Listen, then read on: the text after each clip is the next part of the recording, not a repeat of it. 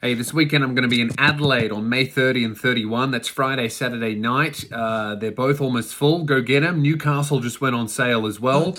And there'll be a Frankston show announced soon. Then I go to the UK in October. London just sold out. We added another London show. I've got Birmingham, Manchester, Leeds, Edinburgh, Glasgow, Liverpool. Then in Ireland, I've got Belfast and Dublin. Loosebiz.com. See you there. Ladies and gentlemen, boys and girls, welcome to episode 390, I think, of the Spearhead Sundays podcast. 400's coming up. That's crazy. And I have a huge announcement to make, all right? Stay off the roads. July 1. If you are anywhere around the Frankston area, stay the fuck off the roads because this is very important and you're not going to believe it, but I have booked in my test, my driver's test, my license test. I don't even know what it's called. That's how little attention I've put towards this massive milestone in becoming a functioning adult human being. I don't even know what it's called. I've got to go to Vic Roads or the DMV if you're an American, and I'm doing my test on July 1st. Stay the fuck off the roads in the Frankston area. I don't want this to be difficult for me. Whatever you can do to make traffic flow easier on July 1 would be greatly appreciated because I, at some point, am going to be switching lanes and doing head checks, looking for things. I still have not discovered what that is supposed to be for. I turn to the right, I look out the window. I turn to the left, I look out the window. I don't know what I'm looking for. Hopefully I'll know it when I see it. On my previous test, I did notice in my blind spot there was a cyclist. However, I merged and flattened him, and the instructor actually got me to pull over, and we got out of the car, and he just stopped me to shake my hand, and then we got back in and we continued driving. So I know that you don't believe it, but I've got on July 1st, I'm going for my P's. I'm 31. I'm 31 years old. Fuck, I got my instructor good the other day. At the end of the lesson, we're booking in the test. He goes, mate, I think you're ready for the test. I might be the oldest person he said that to. I got to ask him. But he goes, I think you're ready for the test. Let's book it in. And we go through the booking in process. And he had to, I've been driving with this guy for months. Sorry, correction. I've been driving with this guy for years. This bloke started teaching me how to drive during COVID, and we're still working on it. So either he's the worst instructor alive or I'm the worst student alive. It's probably the latter. Potentially, he's the most patient instructor alive. I think that I would have to be his most long-term client. I mean, how long are you supposed to teach someone how to drive? 6 months? You know, unless they're 16, in which case it's like technically 2 years, but they can probably do it after 6 months. Me, 4 years, baby. That would be embarrassing if you started at 16, right? Because you would be 22 before you got your license. That would be embarrassing. I am 31. And I started during 2020. Fuck, that's 5 years. Fuck! That's 5 years. This guy's been teaching me how to drive and I'm still figuring it out. Mate, the other day, he got me to do a 3-point turn in someone's driveway. And he was like, you got this. You know exactly what to do. And then I started to do it. And then he said, stop. And took control of the wheel. So I'm 31 and I'm going for my license on July 1st. Inshallah, I will pass the test. But stay the fuck off the roads. But anyway, I got him good, right? We're booking in the test for the first time. And this is at the end of our lesson, which I did quite well in. I even switched lanes. Right? A lesson now for me is just him driving the test route. Right? So essentially what I'm going to get at the end of this process is a license and the ability to pass the test. Will I know how to drive? It's up in the air. But I will have the license. anyway, we're booking in this test, and he goes, all right, so I just need your learners, so give me the license. And I handed him, this is so embarrassing, I handed him my expired learner's permit, because those things expire. Did you know that? You probably didn't, because you would have gotten your learners and then your Ps. So you would have no need for the knowledge that those things expire. But they are valid for how long? Without looking, comment right now in the comment section. I want you to comment how long you think a learner's permit is valid for. Don't look, just comment. How long do you think it would be valid for? Now, I know what they're valid for, but if I were to guess, I would say, well, look, you get your learners at 16, so it's going to be valid for at least 2 years because you can't get your license till you're 18. And then maybe you want to give them a little buffer. So let's say I would guess that they would probably be valid for 4 years. Mate, those things are valid for 10 years. And mine still expired. Right? So I handed him my expired learner's permit.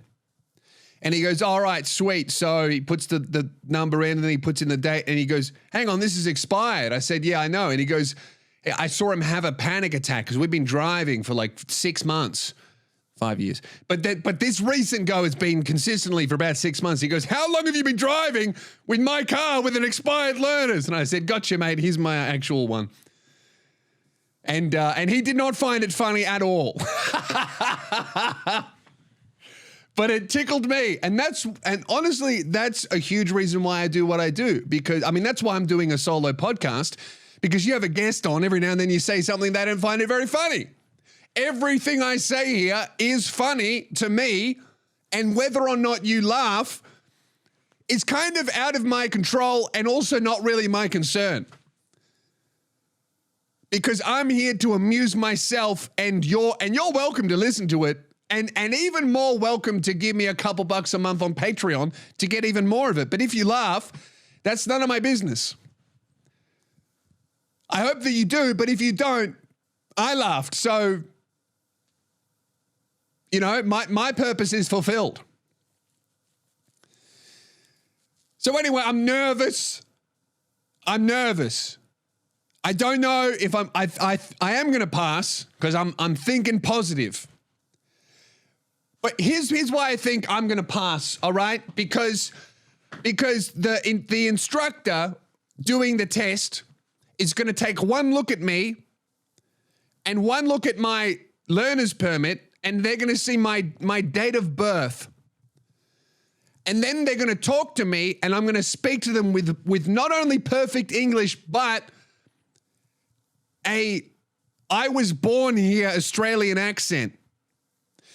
Because the only way that they would ever do a test for someone that was my age would be someone who was an immigrant, but like a refugee, because they never learned to drive in their fucking home country because they were being persecuted for whatever.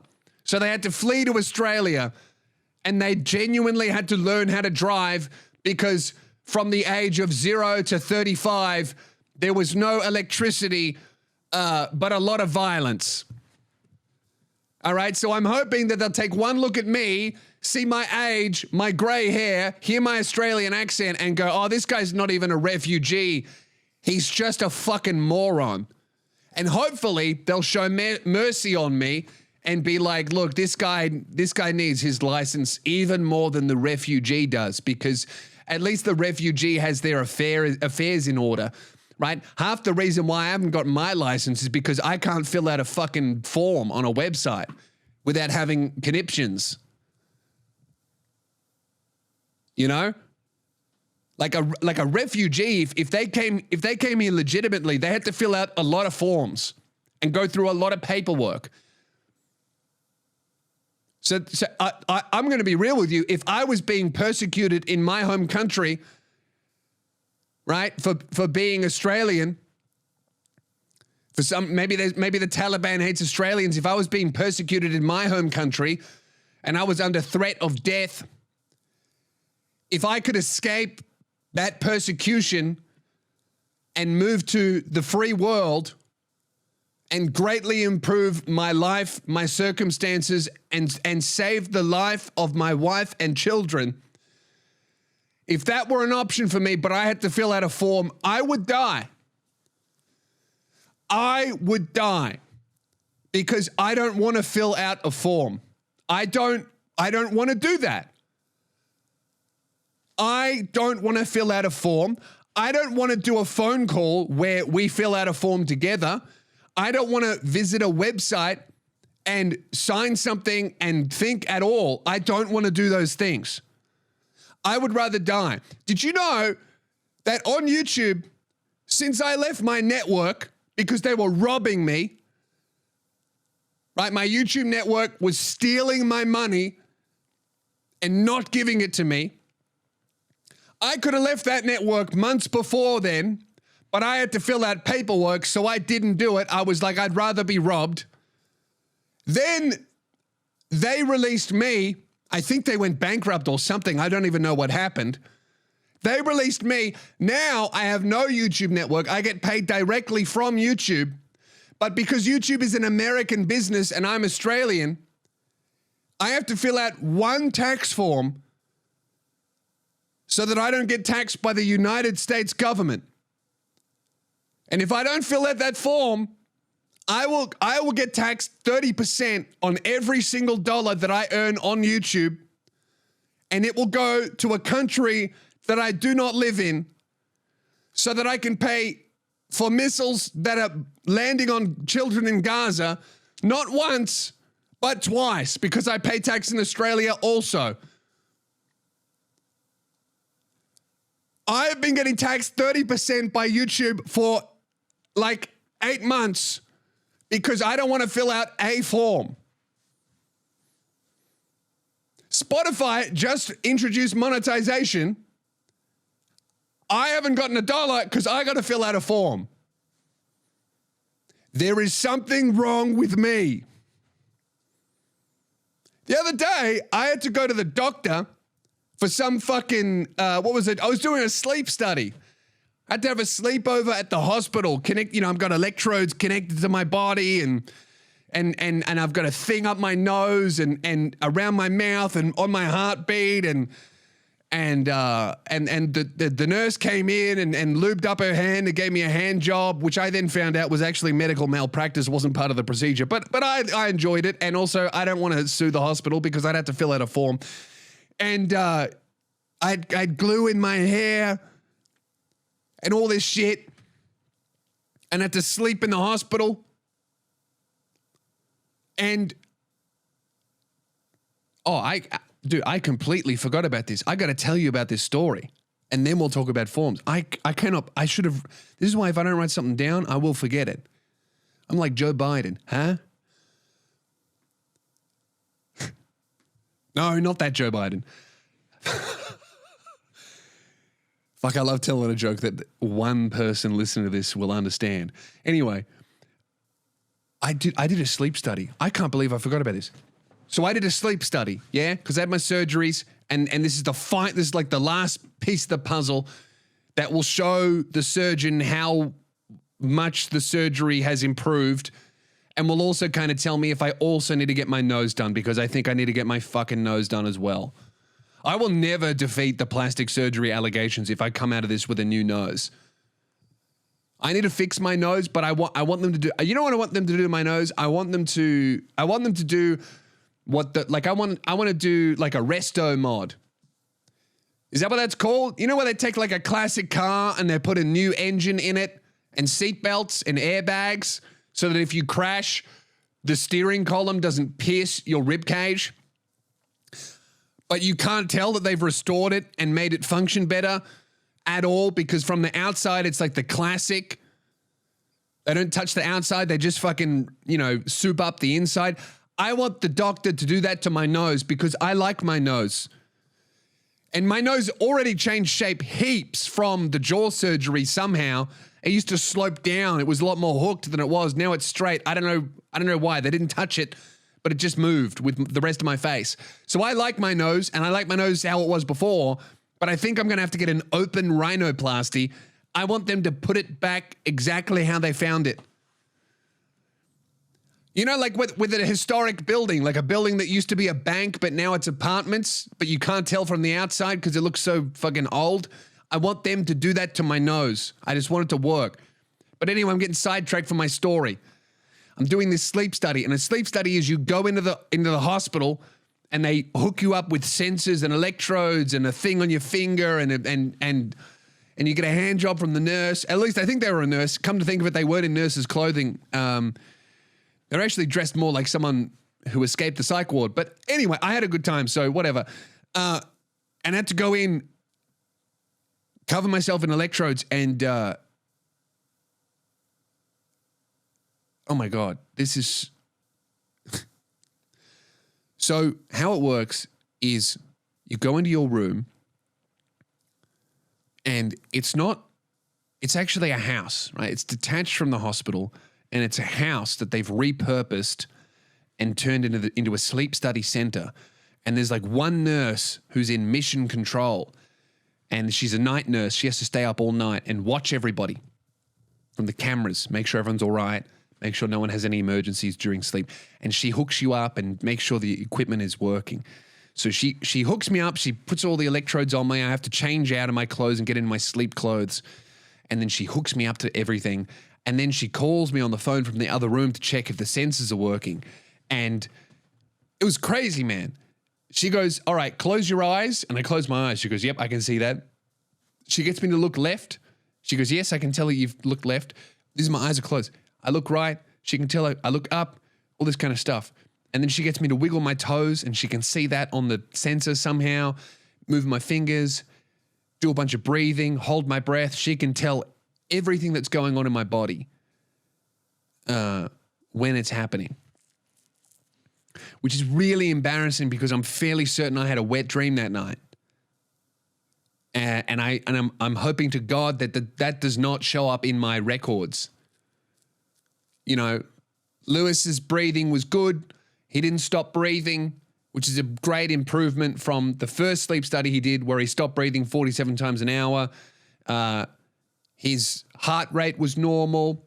His blood pressure was normal. He busted in his pants. I really hope that doesn't... But if she could tell that I was wiggling my toes, absolutely she could tell that I was ejaculating in my sleep. I was asleep, all right? They were filming me. It's not like there's security camera footage of me jacking off. But anyway, that's not even the part of the story I want to tell you. So the point is, it's a big house, right? And there's like 6 different bedrooms that are just people coming in, sleeping, and then leaving the next day and getting their results later. 10 p.m., right? The nurse hooks me up and then says, all right, try to go to sleep by like midnight so that we get a proper reading. And then she just leaves me alone.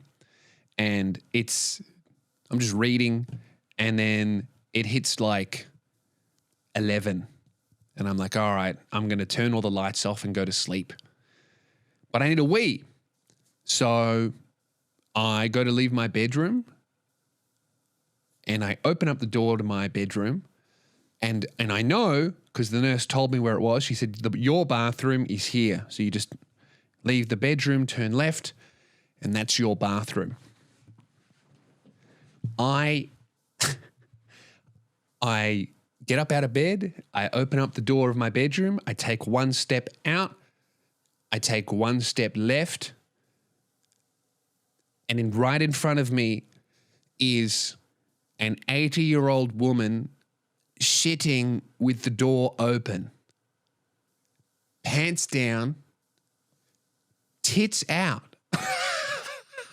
Naked. Fully naked. Shitting with the door open. I take one step out. I look to my left, and I lock eyes with Beryl doing a poo. And she goes, oh. And then I hear her go, and then I am frozen in fear. And I just walk backwards and turn down a random hallway and miraculously find another bathroom. I go into that one and I shut and lock the door, and I cried laughing as quietly as I could.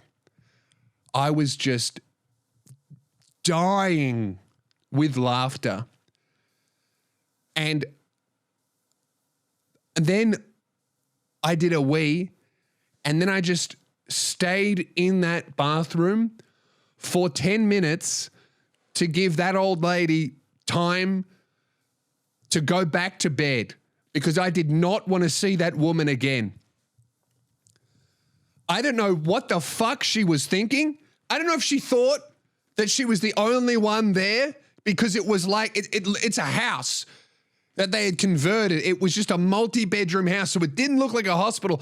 I don't know if she thought it was like a hotel, if she was the only person there. I mean, I noticed straight away that there were bedrooms everywhere, and I was told that it was the sleep study center, so I kind of did the math on I probably shouldn't walk around with my fucking pussy out.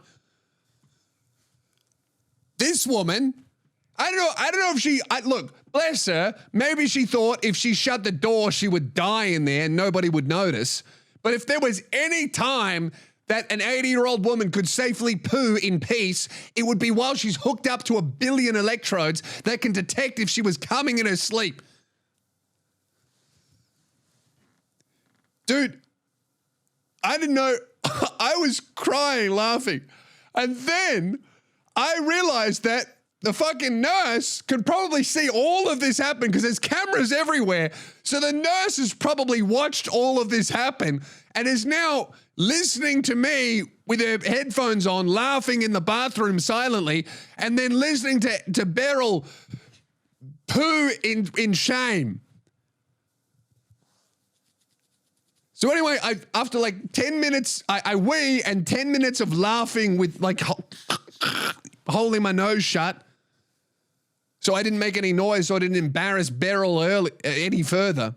I don't know if that's her name. I'm assuming. She looked like a Beryl to me.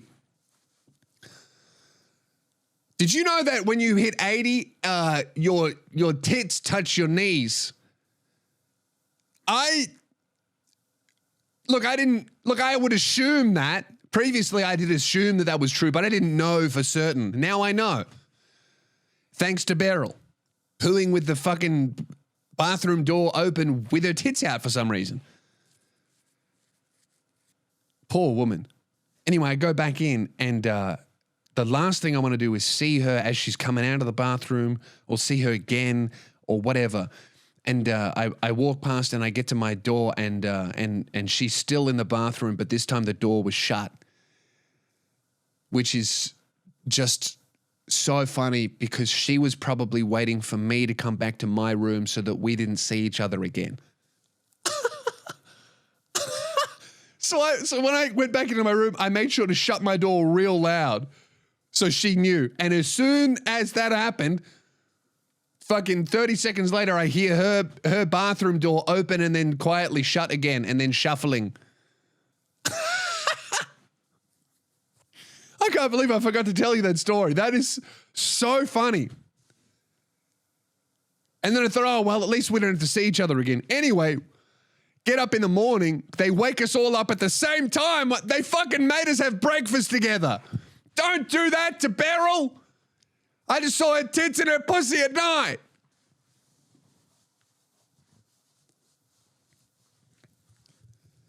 So fucking funny, man. Maybe that's why I had the wet dream.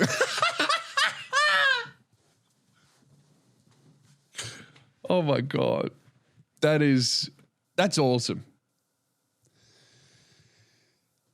Anyway, speaking of information that absolutely no one should be privy to, I don't know why he decided to do this, but Keelan dropped on the Patreon podcast one of the most reprehensible stories I have ever heard in my life. I'm still reeling from it. And if you look at the comment sections on some of the recent social media posts, I mean, there's been crazy stuff said on the public Patreon that have gotten less of a response than this one story shared to a select number of people on the Patreon. So I think that if there were any time to sign up to the Patreon and support the show, It really is now.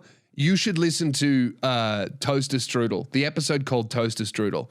And also, we noticed that we've got a bunch of pins left over. We accidentally ordered too many. So if you sign up as an annual member, you will be sent one of the Patreon pizza pins, which you cannot buy anywhere else. We just found a bunch of extra ones. So Mitch is going to be sending those out. So yeah, sign up annually, you'll get a pin. If you sign up monthly, you get access to the archive. But I would really suggest the annual sub so you get this thing in the mail.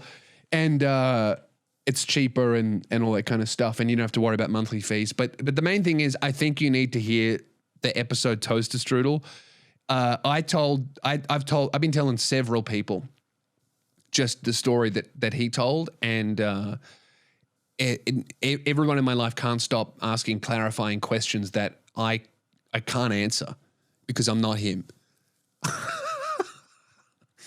So if you have listened to the Patreon episode, please feel free to leave a comment about it here with no spoilers though, because I think you understand that the shock factor is really, really needed here. So no spoilers. We'll be deleting spoiler comments, but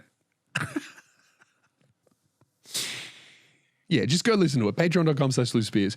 All right. Was there anything else I wanted to say? I can't even remember what I wanted to say. Driver's license. I've done all that. All right, so I want to get into the Diddy trial. The Diddy trial has been happening, and I've got a bunch of articles that I've been getting about this. This Diddy trial is so weird because all I'm seeing, and I might even make a video about this, is like true crime influencers treating it like this is some kind of vlog, or like a fun thing to document. Like Diddy basically is black celebrity Jeffrey Epstein. Like a woman beating, molesting, allegedly, fucking murdering, violent monster, allegedly, according to some stories. Who knows how true they are? And there are so many people that just like make TikToks that are allowed in the courtroom for some reason. Okay. Now I love the idea that independent media voices are getting heard more. And I like that, that the mainstream media isn't the only voice that matters, but I think that we can all agree that a chick that just makes TikTok and YouTube videos about true crime and makes it sound like celebrity gossip instead of people's lives being destroyed, maybe those people can wait outside while the real journalists do their work. You know what I mean? Because I'm seeing, who's that? She's like, I think she's like the Asian girl. She's like posting daily vlog TikToks of my day at the Diddy trial, and I'm just a girl covering something and following my dreams. Brother, hundreds of women were raped. Can we not use the inspirational music? I feel like this isn't a career opportunity for you. I know that you're having a lovely time, but at least pretend that you're not. Something about true crime women, man. Women watch true crime to relax. You gotta, like, that shit should terrify you. I don't know how people can listen to true crime in general. Anyway, let's get into the true crime. Anyway, now that I've finished admonishing that woman for making TikToks about the Diddy trial, I'm gonna tell some jokes about it. Look, Spearhead Sunday's home of hypocrisy. Exotic dancer, The Punisher, on how he found out Diddy's identity. Male exotic dancer Sheree Hayes testifies at Diddy's sex trafficking trial in New York City. An exotic dancer called The Punisher discovered his client's identity when he turned on a hotel television before an encounter, and the screen said, "Welcome, Sean Combs." Sheree Hayes testified at the hip-hop mogul's sex trafficking trial that he was hired to create sexy erotic scenes with Combs' then-girlfriend, Cassie Ventura, while a naked man watched from the corner. Diddy was a cuck? I guess that makes sense. Anyone hosting these sex parties has got to be like a bit of a cuck, right? Because, I would just rather have sex than host a party. No one wants to, if you take the sex out of it, who the fuck wants to host a party? I don't. All right, I like attending the party. I don't want to organize the finger food and make sure everyone else has a nice time. Organizing a party is cuck behavior. If you are a wedding celebrant, you are a professional cuck.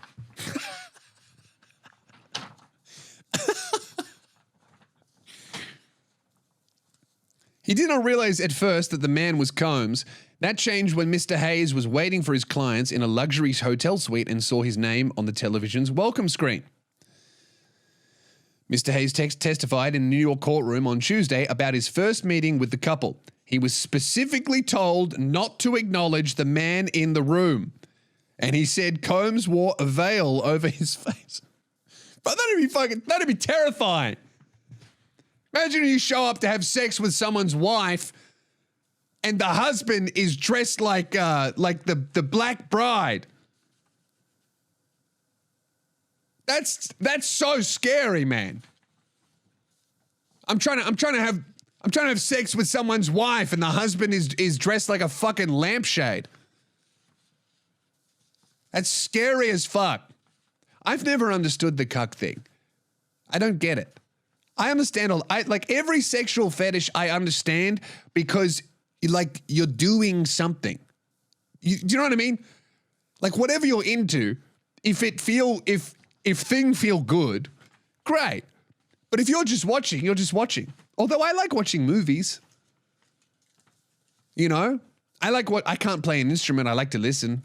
Maybe that's what it is. If your dick doesn't work anymore, so you just kind of, yeah, get him.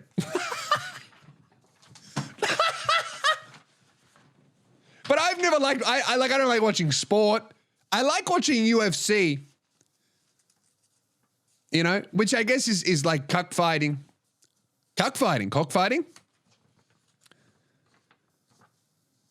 But I don't know, like I'm not like when I watch people fight, I don't wish I was in there with them.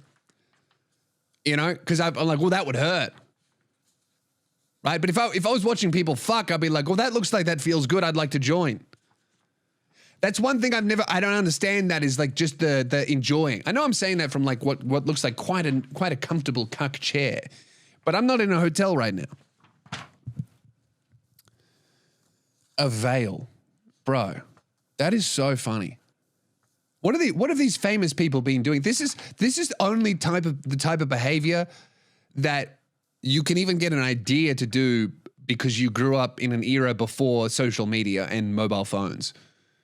Right, I'm just going to wear a veil over my face and no one will know it's me. It's like that doesn't work anymore because every single person who posts themselves online is wearing a veil in the form of a filter and we can tell that it's them. At a hotel room in Trump Tower, don't bring my president into this. Mr. Ventura greeted him at the door wearing a bathrobe. Or Ms. Ventura. Inside the room, the furniture was covered in sheets and there were little bowls on the floor with bottles of baby oil. Yeah, I'm getting an MO here. He described 8 to 12 encounters he allegedly had with Miss Ventura while Combs watched and gave directions. That's so funny. The directions included adjusting candles and instructing the two to have sex. What's that, like is that the Alice in Wonderland movie with the Mad Hatter? Change places! You know, just Diddy sitting there with a veil over his face. Change positions! Light the candle! Doggy style! That's so funny. Sometimes Miss Ventura would wince or sigh at the mogul's suggestion. Oh, I don't like this one. Yeah, I know. Could you imagine? Like two people are trying to fuck and then one guy who's not involved is like, can you guys like face me? I can't see. Excuse me. Sorry, this is, no, it's good. It's good. Like, it's fine. Like, just do you, but like, I'm here as well. Can you like just adjust?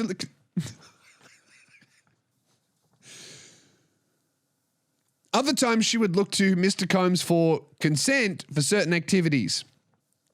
Mr. Hayes' testimony comes after testimony last week from Daniel Phillip, who also claimed he was paid to have sex with Miss Ventura while Mr. Combs watched. I don't get it. I've never understood that one. That is fucking wild. What else do we have here?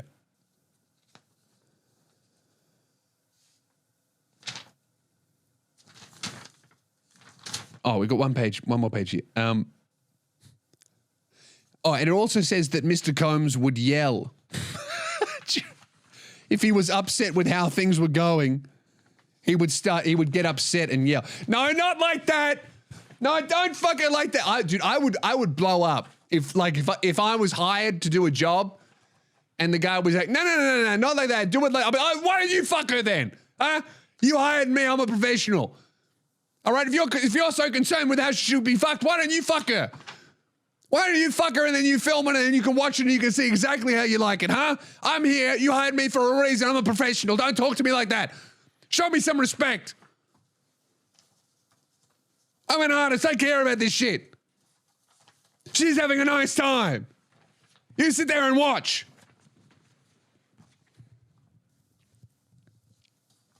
I didn't come to your job and tell you how to do your job. How would you like it if you were in the booth and I was like, no, that sounds bad. Do it like this. You wouldn't like that. You'd find it very disrespectful. When you go to a restaurant, do you go behind the oven and tell the cook how to cook? No, you sit there and you enjoy a meal and you say, thank you very much. I know what I'm doing. I've been doing this for years. You hired me to do a service and I'm doing it. She's coming. You sit there and you don't talk to me like that. I know what I'm doing. I'm a professional. I mean, is that Diddy? Dude, I love. Oh, I don't really love your music. It's all right. Bad Boys for Life. That's a good song. What else have you done? Yeah. You were in that movie? No, I didn't see it. Anyway, should we keep? Yeah. Look, I'm sorry. I blew up a little bit. I'm sorry about that. I didn't. I just care about my job a lot, and I'm I'm nervous. She's nervous. You're wearing a veil, all right. To be honest, I didn't even know you were here until I noticed you out of the corner of my eye, and it scared the shit out of me because last night I watched a movie, and then I watched the YouTube video and it like pointed out that you can actually see the ghost in several different scenes in the movie at the start, but you don't really notice it. And I've just been thinking about that, man. If my house was haunted and there was a demon around and I didn't notice it in the movie about the demon, maybe there could be one in my house and I wouldn't even notice. And then you're sitting in that chair wearing a veil, and it just scared me. And also you told me that I'm not allowed to talk to you, but you're giving me feedback on how to do my job. And I just felt disrespected, and I had to stand up for myself and defend myself because I've been doing this for a long time. No, it's fine. It's fine. No, I think we both made some. No, look, let's start again on a whole new leaf. All right. Can I have your autograph? No. Okay. All right. Now, Cassie, where were we?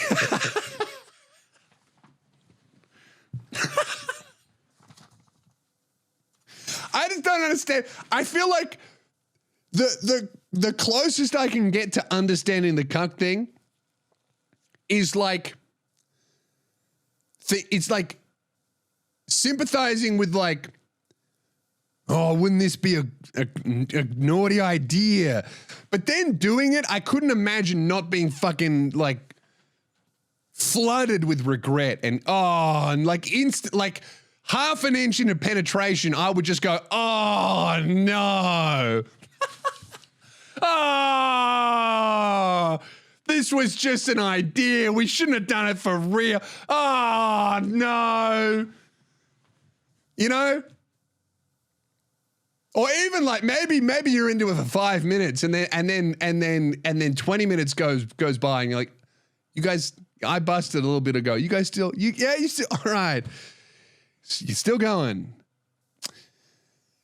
All right. Still going. No, it's fine. No, it's fine. We both agreed. We both said it would be good. And it was my idea. I brought it up.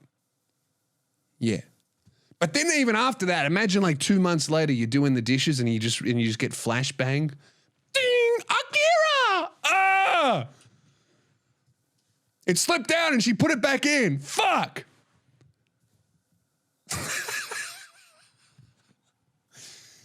I've never heard that noise before. I just feel like at best, it sounds like it could sound like a fun idea, but if you did that shit, but for some people it's a lifestyle. I can't like they're just like, nah, I love that. You know? Just outsourcing it. I couldn't imagine having multiple male prostitutes on payroll just to fuck my wife. That's hectic. Anyway,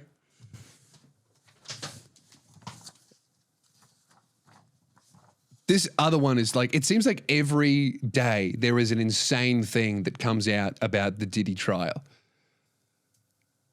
They're just like, they must have been compiling dirt on this man for fucking years. Right? As soon as he like kind of became like outlived his function of whatever government was getting him to film fucking celebrities doing illegal acts, as soon as he like was used up and was no longer useful, they were like, all right, now we can arrest this criminal. You know, like he's basically just Black Epstein, right? Epstein was doing whatever he was doing for whoever he was doing it for. And then that kind of just he fell out of favor. They didn't need him anymore. They were like, all right, shut it down. Shut it down. Rapper Kid Cudi just testified at the Sean Diddy Combs trial. What a snitch. This is what I'm seeing a lot. Like Kid Cudi is a snitch. Now, I understand that I am a straight white male that has never been involved in any sort of organized criminal activity and has also never in his life ever had an African-American friend. Because I don't live there. I would say that I have one African-American friendly acquaintance. Because there is one African-American guy that lives in Australia and I have done a few gigs with him. And one time, a couple of years ago, I saw him at the airport and we had a lovely chat. So that's about as far as I get into the culture of this. And also, he's not a criminal, you racist. All right? So even he wouldn't be qualified to talk about this. But my understanding is you're only a snitch if you did a crime together and then told on your partner. Is that not... Like, a snitch is not... Like, I'm using my imagination here, but if someone were to rear-end my car and I had to contact the police to file an insurance claim, surely I'm not a snitch. And also I would argue that even if contacting the police or helping an investigation in any way makes you a snitch, I think that maybe we can make an exception for a guy who is allegedly a sex trafficking, pedophilic, murdering, violent sex offender. Allegedly. I feel like that's maybe, all right, you can snitch on him. Because if we're protecting those people, you know, my brothers, I feel like we need to take a good hard look at ourselves.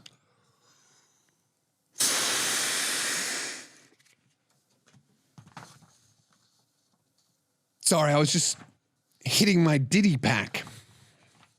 Smoking on that Diddy pack. Rapper Kid Cudi just testified at the Sean Diddy Combs trial. Here's what to know. Kid Cudi has become the latest celebrity to testify at Sean Diddy Combs' sex trafficking trial in New York. The day and night artist took the stand on Thursday local time and told the jury about his brief relationship with Mr. Combs' ex-girlfriend Cassie. Cassie. This is good. Should I do the whole article like this?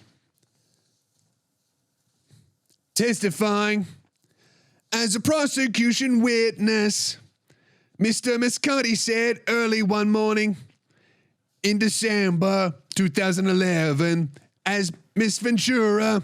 Okay, that's it. Miss Ventura called him and said Mr. Combs has found out about their relationship and asked him to pick her up. My understanding of this is Cassie is either a terrified, traumatized victim, or she is Ghislaine Maxwell, who is turned on Diddy. I'm leaning towards the victim, but many people are saying it could be a little bit of both, to be honest. Could be these things happen. Sounds like she was there for a lot. But Diddy and Cassie broke up for a little bit, and then she started seeing Kid Cudi, and Diddy took exception to that. And he said, hey, you're only allowed to fuck my wife if I pay you to fuck my wife. That's so crazy as well, is that Diddy was very upset that Cudi was dating Cassie, but he had multiple male prostitutes paid to fuck her. Like, maybe that's really why he was upset at Kid Cudi, because he wasn't. Well, no, you couldn't be upset. Like, if anything, Diddy's getting a bargain out of this. You know, like he's kind of getting a service that he used to. Like, if I get my hair cut every now and then, if a guy was like, hey, I'm going to cut your hair for free, I'd be like, great. I wouldn't be angry at him. You know? Maybe Diddy would have been fine with it if he was allowed to watch. Maybe that's the real issue. It's like, you can fuck my girlfriend, but I need to be able to watch.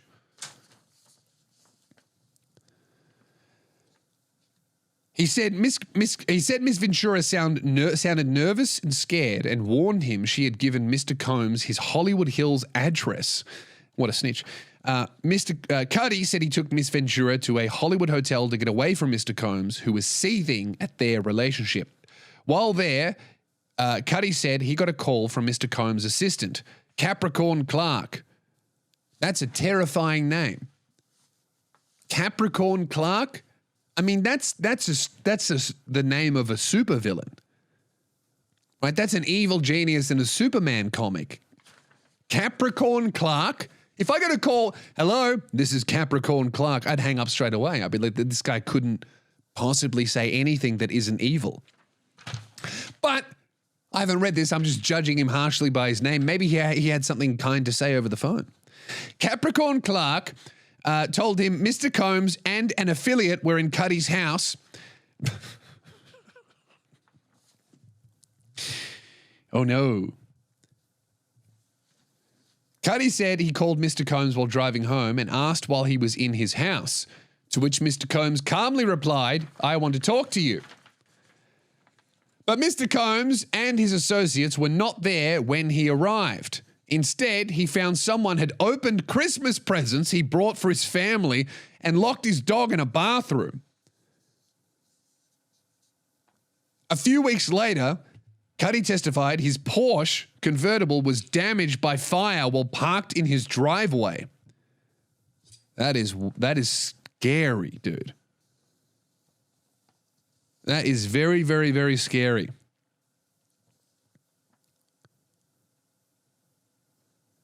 A Molotov cocktail was found on the passenger seat of the car. Ms. Ventura testified last week that Mr. Combs threatened to blow up Mr. Cudi's car and hurt him when he learned she was dating the Grammy Award-winning rapper. What? I can't date anyone, but prostitutes are allowed to fuck me? What's the difference? Hey, if you have sex with that man and I'm not paying that man and watching, I will be very upset. You know what it's like? It's like, you know, if you're watching a show with your girlfriend and she starts watching, you know, you don't watch the show for a little bit and then they text you and they go, oh, by the way, I watched episode 3 and 4 without you. You're like, you bitch. How could you do that? What a betrayal of my trust. And then they go, no, well, why don't we just watch them again? I just really, yeah, oh, you're going to watch them again. So I got to sit there and watch these 2 episodes next to you, knowing that you know what's going to happen. It's ruined now. No, it's fine. You watch the show without me. You like the show so much you couldn't even wait for me. You watch it all without me. Maybe that's what that's like. If you're like a cuck, it's like, no, I have to be there and watch. You can't just do it.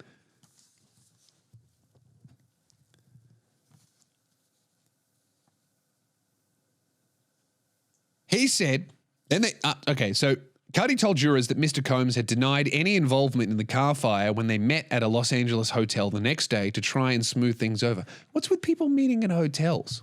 Is that what people do? Is it a hotel room or lobby? Either way, I find it very weird. Like Cudi, they meet up at a hotel and Diddy's wife answers the door. Like, oh, I thought Diddy was here. She's like, oh, he's not here. Who's that? Oh, that's just a guy wearing a veil? Is that... No, that's not him. It really looks like him. No, it's not him. Really? Because the welcome message on the TV says, welcome Diddy. No, that's not him. Just ignore him. Well, don't ignore him. Like, listen to what he says and try to position yourself so that there's a nice view for him. But other than that, don't acknowledge him. Also, light that candle. Cudi said Mr. Combs told him at the meeting, we were homies. You knew that was my girl. You knew that was my girl and that only an approved number of men could have sex with her other than me. At the end of the meeting, as they stood and shook hands, Cudi said that he asked Mr. Combs, what are we going to do about my car? He recalled Mr. Combs gave him a very cold stare and responded, I don't know what you're talking about. Cudi said he thought he was lying, but let it go. And there were no more episodes at his house. Yeah, that is terrifying. I knew he had something to do with it, Cudi said, leading to Mr. Combs' lawyer to object. Jurors were told to disregard that remark. Does that work? I feel like that whenever I see that shit happen on Law and Order, I just am like, yeah, he definitely did it. Guys, please forget that you heard that. Heard what? There's no way that they disregard that shit.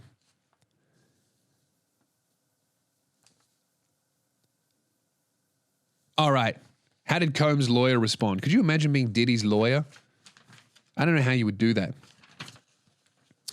During the defense cross-examination of Mr. Cudi, Mr. Combs' lawyer, Brian Steele, that's a good lawyer's name, Brian Steele, guarantee that's not his birth name.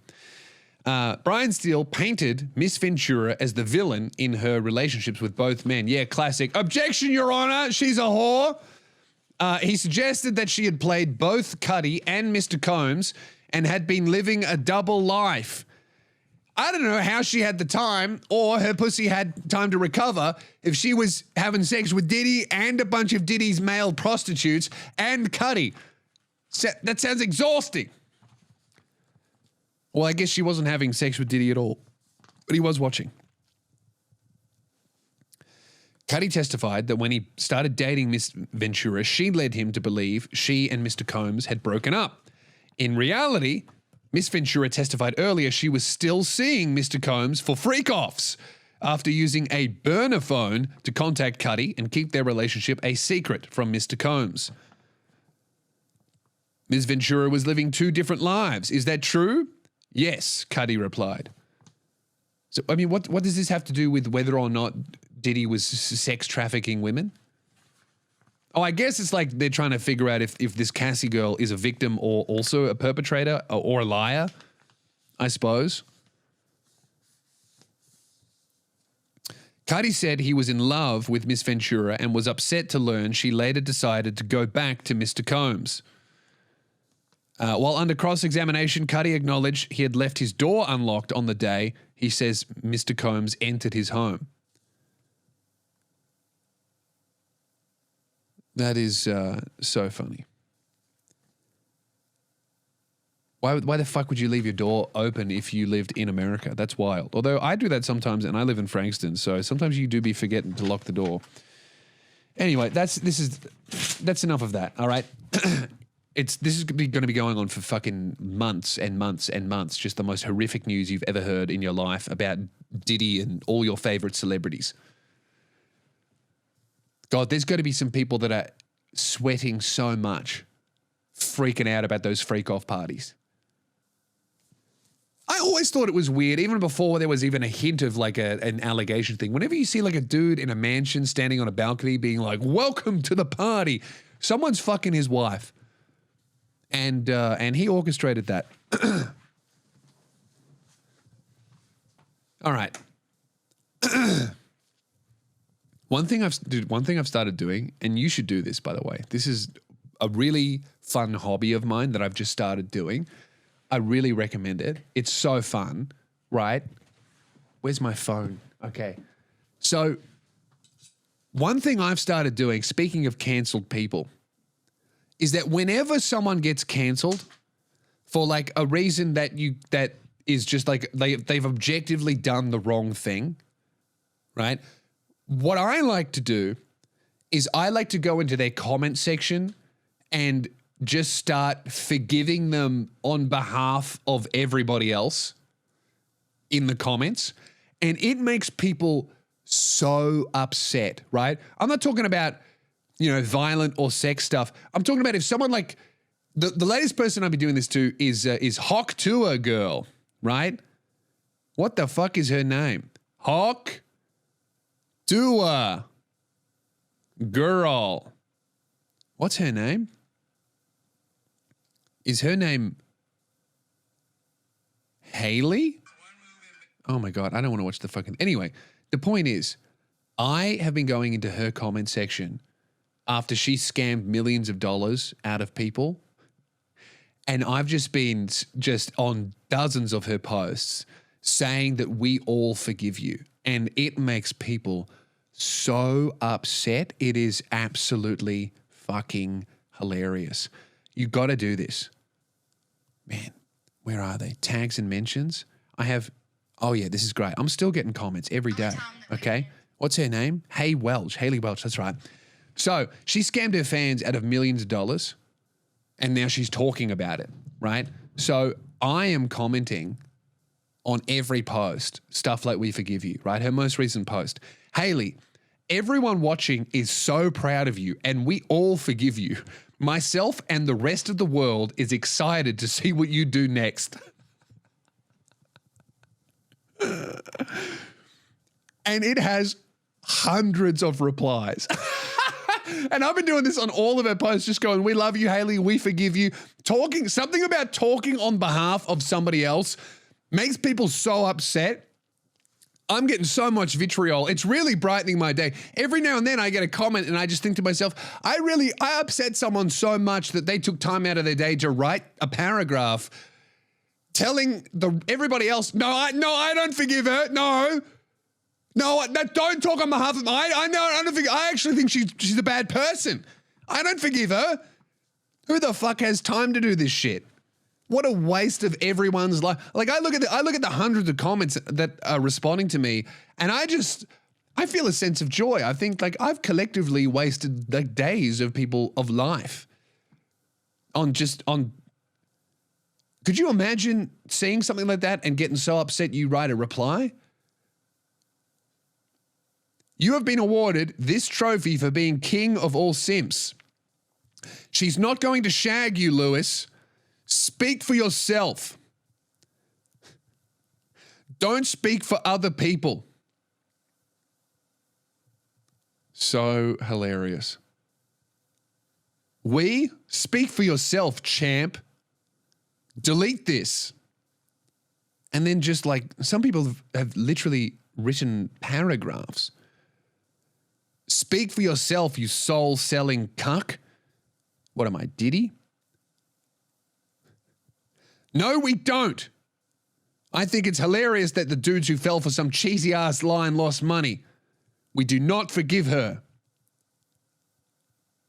Nobody is proud and nobody gives a shit, you idiot. What the fuck are you smoking? You don't speak for everyone. How do you forgive someone on someone else's behalf? I don't forgive her. You should delete this comment. This is so funny. I honestly, and anyone can do this. Like it's the most accessible troll ever. Is just I mean, you could do it in her comment section right now. And now I've been doing it on all of her posts, and some of you guys have like noticed that I'm doing it and like going, yeah, I agree. Like some guy I just saw goes, amen, brother, we all forgive her. And people go at him as well. It's so funny. I don't know, something about that, like someone like committing a theft and getting caught on camera, like they've robbed a small business, and you go into their comment section while there's 10,000 people saying, fuck you, thief, and you go, we all forgive you. We've all, like, a great one is, we've all done this. Like, on one of the, like, she scammed millions of dollars out of people, and then one of them I go, don't worry, Haley, I've done this, and so have most people. We all forgive you. Everybody makes mistakes. And people go, what the fuck are you talking about? You crypto scammer, you're stealing money too? God, it's so funny. Highly recommend. I couldn't imagine getting upset I couldn't imagine leaving a negative comment like underneath the Hawk Tour girl's fucking Instagram. Like, who cares? But to like read a comment of someone forgiving them and then getting so upset, no, I don't forgive her. That's so funny. Speaking of people getting upset, I released a real talk, right, about that furry kid that got bashed in Adelaide. And I told a bunch of jokes about him. But if you watch the video, like I condemned the people that did it like fucking literally about 4 or 5 times. In a 2-minute video. I call them animals. I call them cowards. I call them rats. Like, I condemn their actions horrifically, but I also make fun of just furries in general. I tell a few jokes about the whole thing. I got so many comments saying that, like, from people upset and saying that, like, I was condoning violence against furries, or like, oh, I normally like your takes, but this one is no good. Like, brother, I've told jokes about Gaza and gotten less of a negative reaction than talking about one furry, telling a couple of jokes about a guy in a fucking, it's a little bit funny, a dude dressed up as a fucking animal getting attacked by a bunch of homophobic lads that are just morons. Like, it's a fucking ridiculous situation. It's bad, but fuck, if anyone can cop a joke, it's a guy who can get ninja fly kicked in the fucking head and stand up and put the mask on again, right? And what's so funny, all these people that got upset, you should delete this, blah, blah, blah. How could you, like one comment that I got, right, that shit me up the fucking wall. This honestly isn't funny at all. And not only is it very much a hate crime, but also assault that you're justifying with jokes, right? That's the type of shit that I was getting. Meanwhile, the fucking furry kid himself, I'm talking to him in the DMs. He wants to do the podcast, right? He's commented on the video going, this is funny. If the guy that got bashed is like, this is funny, these jokes are funny and fun. Like, people that get offended on behalf of someone they do not know or on behalf of a community they are not a part of over fucking jokes that are not like a celebration of violence, that explicitly fucking condemn the people that do it, is insane.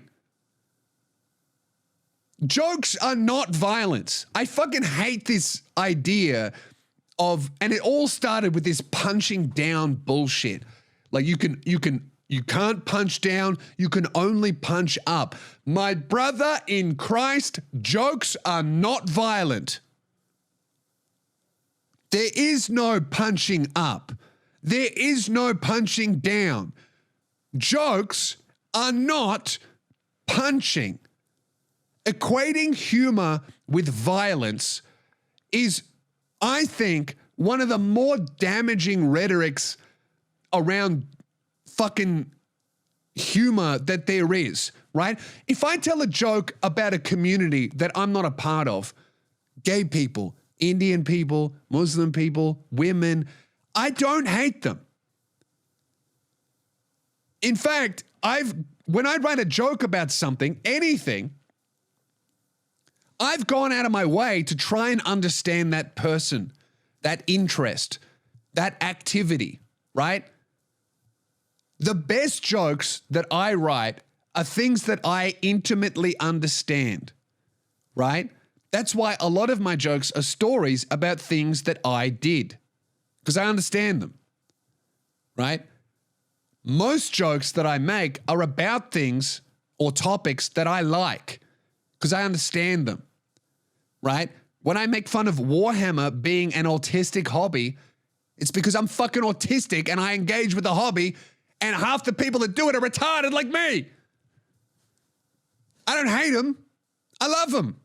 Jokes I love. Jokes are love, right? When I was in Sydney, just off the top of my head, I'm performing in a gay bar, right? There's a fucking trans lesbian couple in row 3. There was a Muslim guy with his girlfriend, row 1. I'm joking about Muslims. I'm joking about the trans people. I'm joking about the guy with cancer to his face about cancer. This is all in the same show, right? I'm joking about, who else was there? Fuck. I can't even remember. But like all of these communities, Muslim, gay, trans, cancer victim, right? Indian people. There was a Sri Lankan guy there. I'm telling jokes about him. Like, I'm telling jokes about these people because I love them. They're part of my audience. And I am not punching them, right? I'm not punching down because I don't think that I'm better than them, right? Just because I'm a white guy. I don't think I'm better. I don't think that they're weak. I don't think that they're so fragile that they can't possibly weather jokes, because I don't think jokes are violence. I think they're love. Because when I joke about someone, it comes from a place of understanding. Telling you, bro, I can't write a joke if I don't understand someone. Right? And these people that come to these shows, I talk to them afterwards, right? I meet everyone that comes to my shows. In Sydney, I signed my first pair of trans titties after telling a bunch of jokes about trans people to the fucking trans people that were in the audience. And you know what I hear from these people? I hear, thank you for including me. That was fun. I don't hear, oh, I really liked the show until you talked about me and then I felt bullied and discriminated against and that you're a bigot. Because it comes from a place of understanding. And the reason why almost every single time, right, when people get offended about a joke that I tell, they're not from the group I'm talking about. And you know why they get offended and why they stand up to defend these people? More often than not, it's because they don't understand that group as well as I do. That they just hear a joke about a group they're not a part of and they assume that it's racist. They assume that it's bigoted because they don't know anything about that fucking group other than on this fucking scale of like straight white guy with money to poor brown disabled non-binary mentally fucked in their head depressed brown fool, right? They've ranked all of the races and ideologies on a fucking power scale, and they've gone, well, brown's down here and white's up there, so this is a harmful joke, even though they don't have any fucking friends from that group they're trying to defend. They don't understand anything from that group they're trying to defend, right? And that's why when I tell a joke about a furry and I tell a bunch of jokes about furries, the fucking guy that got bashed, that was the victim of that violence, goes, this was funny, and a stranger who's not involved, who is not part of that fucking group at all, goes, this is offensive and dangerous. Because they don't understand these people, because they look at them as less than what they are, and they assume that they're fragile. I'm sorry, but if a guy can fucking wear a dog collar and take a dick up his ass, I think he can handle a lot more than I can. All right? He can handle a fucking joke. Because jokes are not violence. It's love. If I'm joking about you, I love you. I've never in my life told a joke and used it as violence. That's not true. I told a lot of jokes about Prince Philip. That's... We'll make an exception for that. But that's like one person and the actions that they've taken. That's not like, group of people. You know what I mean? Do you see the difference? It's just always frustrated me that, like, for some reason, this idea that you can punch down or that you should only punch up became, like, widely accepted by even other comedians. Adopted this fucking rule that isn't a rule, that just hinders creative expression and the ability to write jokes at all, right? They accepted this, and then it became this fucking weird thing that people hold over the heads of comics. And it makes no sense, because when you apply it to real life, right? A guy like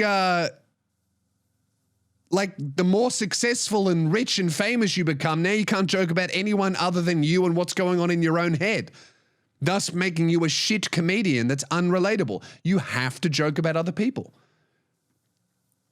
And I would argue the way to actually bring about diversity and create a safe environment where everyone is welcome is to make fun of everyone. Because if I tell a joke about you, a belief that you hold, a racial group that you're part of, an ethnicity, a country, an interest, it's because I've gone out of my way to fucking look at it and notice something funny about it and appreciate it in my way, which is by telling a joke about it. But if I go, oh, what's your name, mate? And this guy goes, Muhammad. And I go, are you Muslim? And he goes, yes. And I go, oh, and I move on. What does that say about my view of Muslim people? That best case, that I think they're weak and fragile and too fucking scared or too damaged to be able to handle a joke about their culture. Worst case, it reads like I'm scared of them, like I think they're violent. Fuck that. I'm going to tell a joke about their religion, their culture. Because I've gone out of my way to understand them. Because I have Muslim friends. Because I have brown mates. I have gay friends. You know, I think that all that stuff is so frustrating to me because in my experience, and it's not 100% of the time. Sometimes I will tell a joke that's not funny, but that's what comedy is. But even when it's not funny, the intent is always, I want to make people laugh. I want to bring people into this.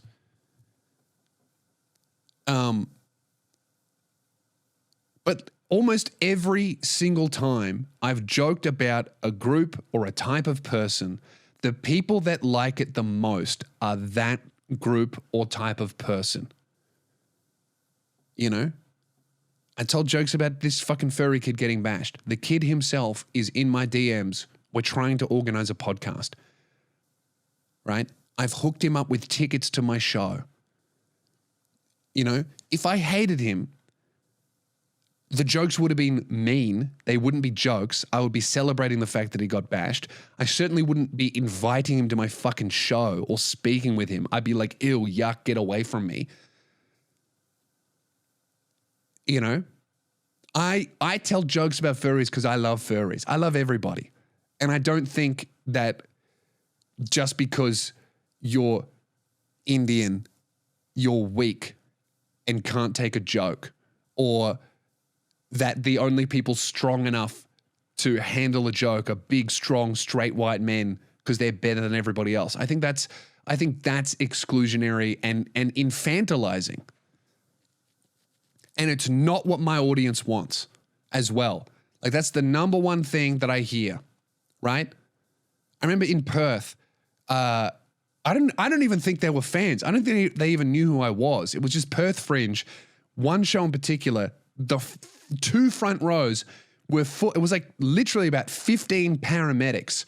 And I did 20 minutes pounding paramedics for being lazy, for fucking pretending that they're doctors, you know, and they fucking loved it, right? Because, and what I could have done is I could have gone, oh, paramedics, you guys do such good work. You guys are amazing. They don't want to fucking hear that. They hear that shit every day, you know?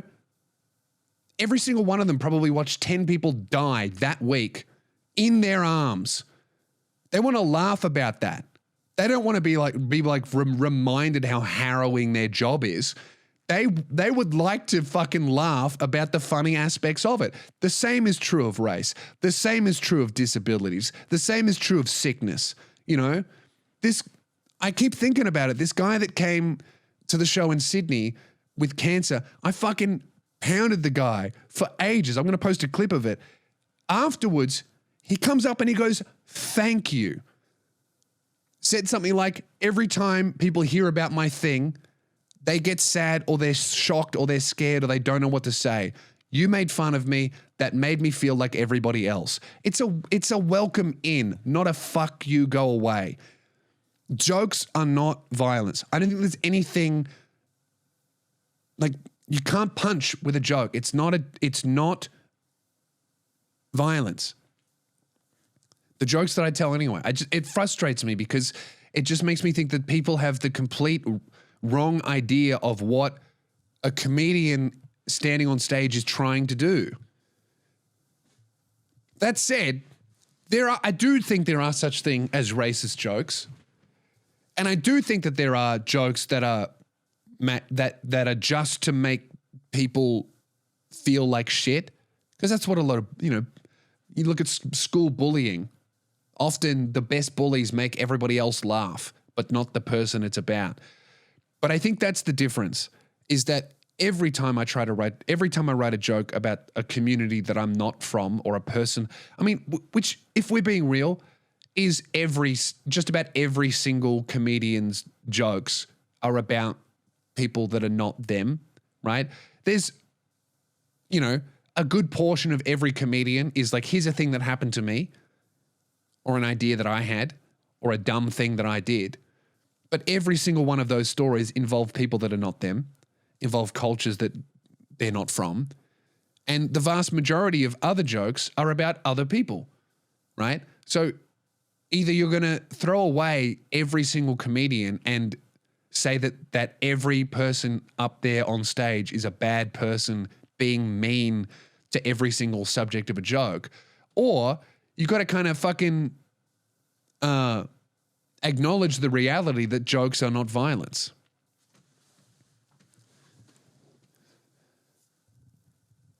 I don't know. It really fucking, it's really, you know what it is?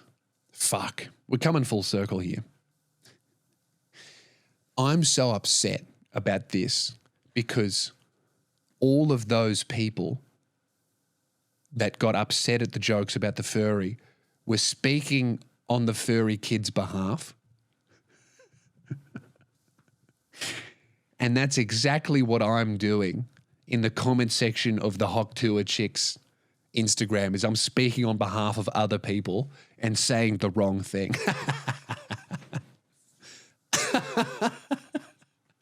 And I'm doing that intentionally to upset other people.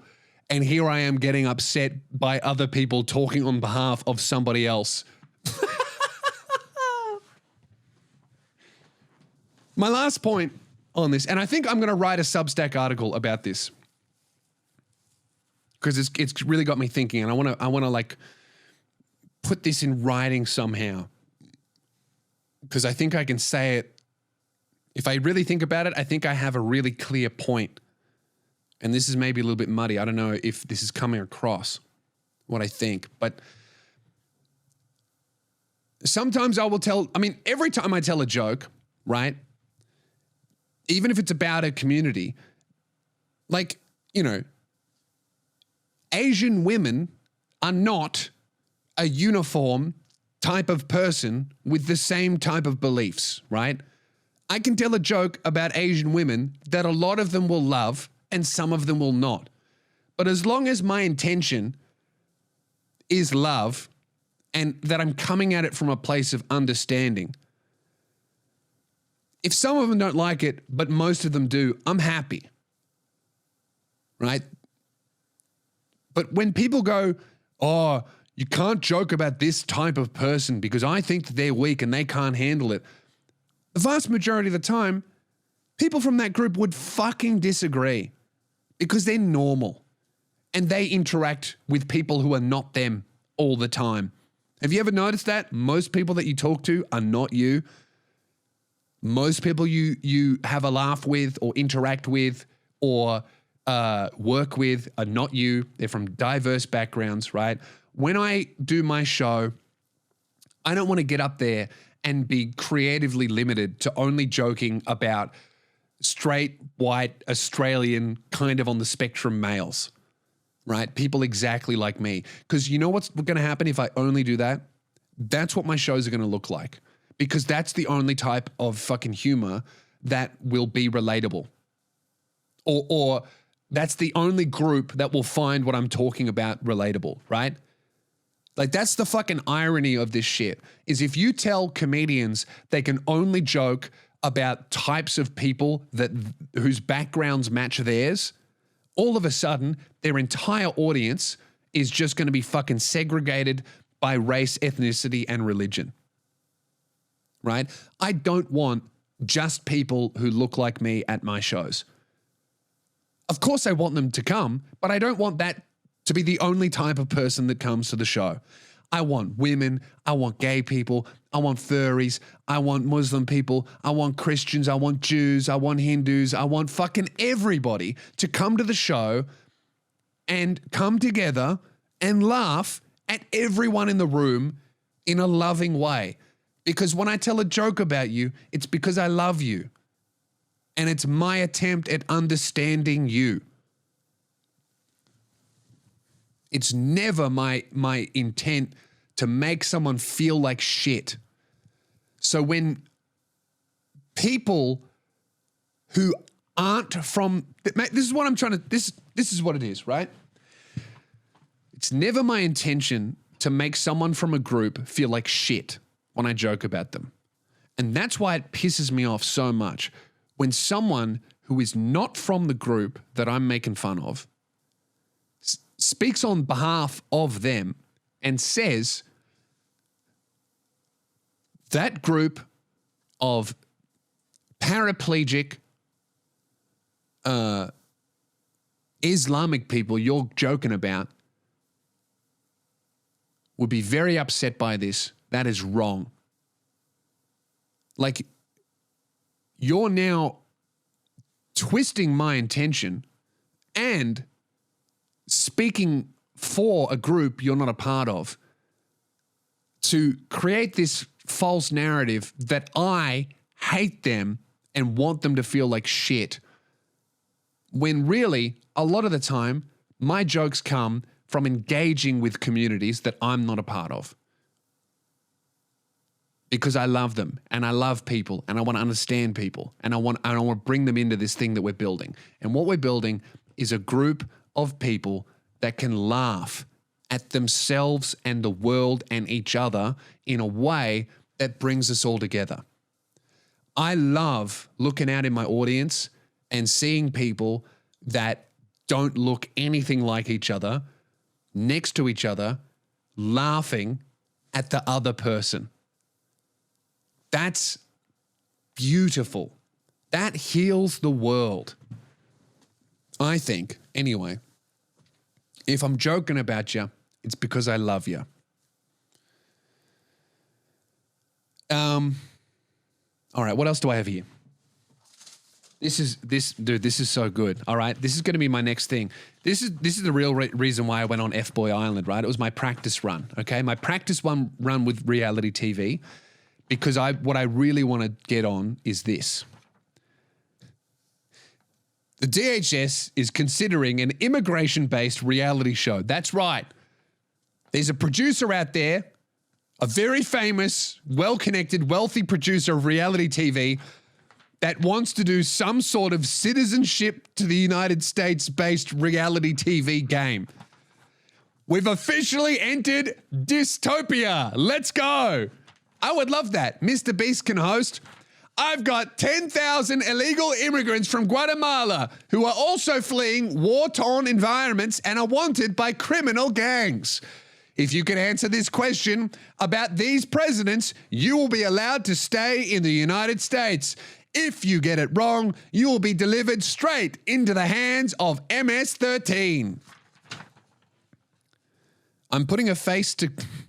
A producer behind reality shows like Millionaire Matchmaker, Duck Dynasty, and Alpha Dogs has pitched a new reality show to the Department of Homeland Security, one in which immigrants compete for U.S. citizenship. Oh my God. I'm putting a face to immigration. This is a great celebration of America, Rob Warsoff told CNN in an interview, noting that he himself is an immigrant from Canada. Warsoff said that he also pitched this reality show during both previous Democratic administrations. In an emailed statement to Time on Saturday, Tricia McLaughlin, the assistant secretary who oversees the DHS's public outreach, said DHS receives hundreds of television show pitches a year, ranging from documentaries surrounding ICE and CBP border operations to white-collar investigations by HSI, adding that each of those proposals goes through a vetting process. This is the producer. We need to revive patriotism and civic duty in this country, and we're happy to review out-of-the-box pitches. Oh, no, this is immigration. The pitch has not received approval or rejection by staff. No, I don't like the idea because you can't. Here's the problem with the show. You can't. What happens to the losers, right? It's a fucking beautiful story, taking an immigrant and they win a citizenship by doing patriotic American challenges or whatever, and you get to see them. They finally get security. I know I'm a citizen now. I can't be deported. Technically, they would find a way. But what happens to the people that get eliminated? You know what I mean? Like, when I got eliminated from F-Boy Island, I didn't worry about whether I was going to see or be able to feed my children again because I'm about to be fucking deported. I was just like, well, that was fun. Might make a funny YouTube video out of that. But if I got eliminated from the competition to get a legal citizenship to a country I live in, I'd be thinking, what the fuck happens now? Do I just have to go back to Baghdad? What, like, am I just fucked now? I don't understand how it could work. Warsoff claimed during his interview that the DHS appears to be seriously considering his show, which he said would encourage a series of elimination challenges across America. You can't be running elimination challenges with immigrants. That shouldn't be entertainment. Examples he gave of such challenges included a pizza making challenge in New York. Yeah, nothing's more American than fucking pizza, huh? A rocket launching challenge in Florida. What the fuck is a rocket launching challenge? Don't they have an Iron Dome for that? A rocket launching challenge in Florida and a gold rush challenge in California.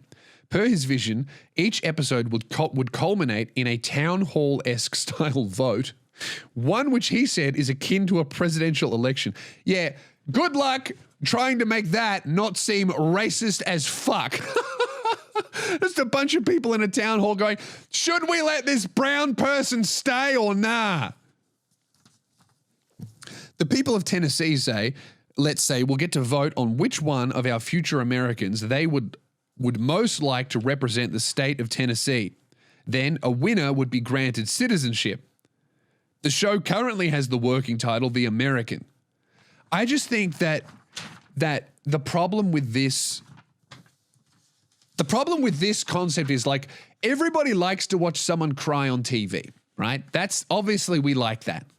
Okay? That's a staple of reality TV is watching the losers fucking cry, right? But we like watching them cry because they did a bad audition for America's Got Talent and they sung poorly and made a fool of themselves. And now they're crying and we're laughing at their delusion that they thought they could ever be a star when clearly they're not good. But watching someone cry their eyes out because they have to go back to a life of uncertainty and not knowing if they're going to lose their visa to a country they live in, and then also probably having the added scrutiny of the like if you're an immigrant and you don't have a citizenship, the last thing you want is to be famous, because if you fuck up in even a little minor way, you're out of here. So the stakes for the losers are so fucking high that I think watching them cry would just be sad. There is something very entertaining about watching a fatty cry because they couldn't resist the temptation of a fucking biscuit in front of them during the temptation challenge on America's Biggest Loser, right? There's something very funny about a big fatty boomba who is so addicted to eating cupcakes that they cry when one is presented in front of them. That's funny. But watching someone cry because they might have to leave the country that they live in, I could only read as a terrible experience for the viewer. Unless you're like quite racist and you're like, yeah. You know, like unless you know all of the slurs for all of the races, even the ones that like aren't that popular. You know, like if you're the type of person to know a slur for like South Korean people that isn't the word for just all Asian people, you know, like that's the type of like hyper-specific, like if you can identify where in Africa someone is from based on the shape of their skull just at a glance, that's the type of person that would like to watch immigrants cry when they lose the "should you be allowed to live here" challenge. I don't think you would get a good audience. The pitch comes at a time when President Donald Trump and his administration have launched a crackdown on U.S. immigration. It makes me nervous, man, because I'm about to start this whole process. Embroiling themselves, thankfully I'm the right color, embroiling themselves in a legal battle to end birthright citizenship, upping mass deportation goals, and overhauling asylum access. Yeah, I don't think this is a TV show that should exist. The stakes are high when it comes to the topic of immigration, Warsoff recognized in his interview, but he argued that his reality show is not the Hunger Games. How?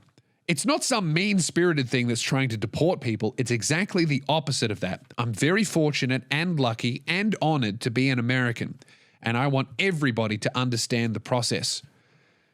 I mean, it is the most American thing ever, is to turn citizenship into a game show. Like, that is fun. You know, like if you don't know this, you can literally win a US, a visa to the US in a lottery. Like it's called the green card lottery. That's a real thing that exists. You can enter for like a small fee, and like they give out like 100,000 visas on a lottery every year. I've been entering every year since 2012, right? That's the most American shit ever. It's like, you got real lucky, buddy. Enjoy the height of privilege. That's America. The concept has been widely criticized. Texas Representative Joaquin Castro, a Democrat, called it a sick idea. Yeah, I don't like this idea. Human lives are not game show props. Mr. Beast would disagree. Man,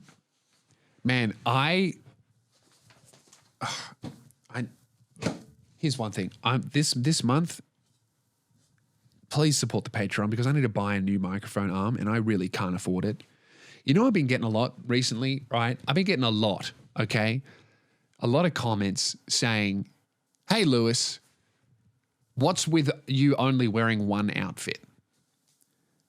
Now, I look, I used to love throwing fits. I used to love putting together outfits. And I still do love doing that. But at the moment, it's becoming increasingly clear that I have like one outfit. All right? And that is this denim shirt and then a t-shirt. And sometimes I'll take the denim shirt off. And I feel like I need to explain myself here because I've been getting a lot of this comment of like, dude, why are you, every time I see you, you are wearing the same thing. I'm poor. All right? I'm broke. I have no money. I spent it all. What happened? What about all your other clothes? Brother, since my surgery, I have put on 25 kilos. I bought scales the other day for $19 from Amazon because I'm poor. I stood on those scales and I thought, these fucking cheap scales are broken because that's definitely not what I weigh. Before this, halfway through the surgery process and before, I was floating around 75 to 77 kilos at 6'8". Go scroll back a couple years on my profile. I was not well. I mean, fuck. Look at the profile picture of Spearhead Sundays. That's a very sick boy. Look at my fucking neck, mate. About the size of your forearm. Right? I now weigh 95 kilos. I've put on more than 20 kilos since the surgery, and I don't fit in any of my clothes anymore. And I can't afford to buy any more clothes. The only thing I've managed to do, I bought new jeans for $200, right? And that's it. And 2 or 3 t-shirts, 2 black ones, 1 white one. And this denim shirt I bought years ago kind of still fits me, but I can't button it all the way up because it's too tight around my chest because I've put on too much weight. So look, sure, it might look like I'm doing a Zuckerberg here, right? Where I'm like, I'm just being more efficient. I've got 10 different black t-shirts and 10 different pairs of jeans and 10 different denim shirts, and I just put them all on and make sure they're clean. I'm poor. I don't have any money. I want to buy more clothes because I'm sick of wearing the same fucking outfit every day, but I'm broke. I spent all my money on my head and then I put on 25 kilos and now I don't fit in anything. The most recent items of clothing I bought was like 8 months ago. I went out and I bought 5 pairs of underwear because I don't fit in any of my knobby underwear anymore. And when I put them on, it hurt my balls because my ass has quintupled in size to the point where I don't fit in. I have like 5 pairs of pants. I don't fit in any of them. I had to buy these jeans. That's the only thing that I fit in. That's it. My dog's trying to get in here.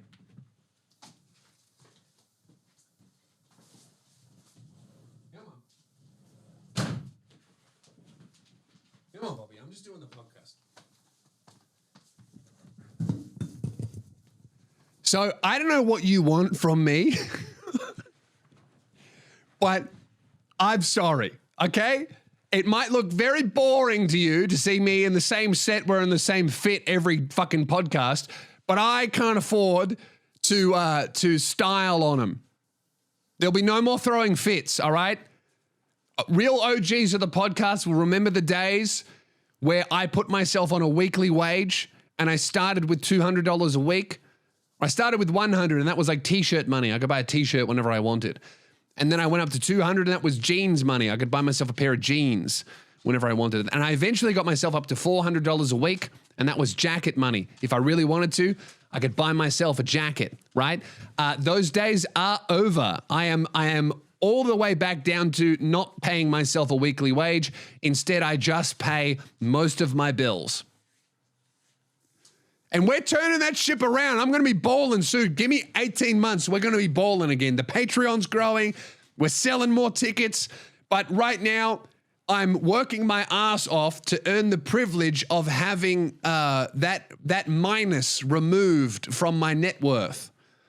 I'm trying to, dude, the day I look at my financials and I see a big fat zero in front, I'm going to be happy as fuck to have no money in my bank. Because right now, I'm on negative heaps. But that's okay, because money's not everything. I got my health and I'm very, very grateful.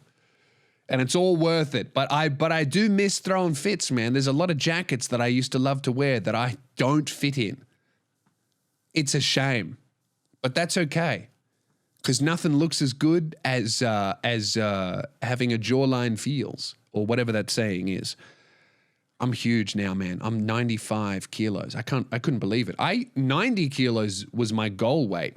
I was like, I'm going to look awesome at 90. Now I'm like, fuck it. Let's see what I look like at 100. I keep lifting these weights, dude.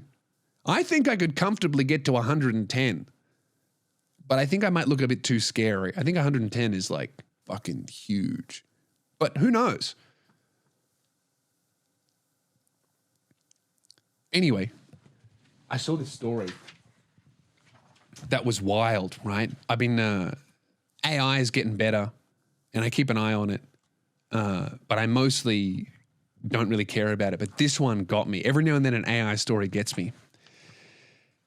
AI system resorts to blackmail if told it will be removed, right? So this is crazy. So I think it's Google or Anthropic or whatever. They're working on this new AI that's like a coder. And AI is getting smarter and smarter and smarter. And they have different classifications of like danger levels for AI. So like when it can do this, but whatever.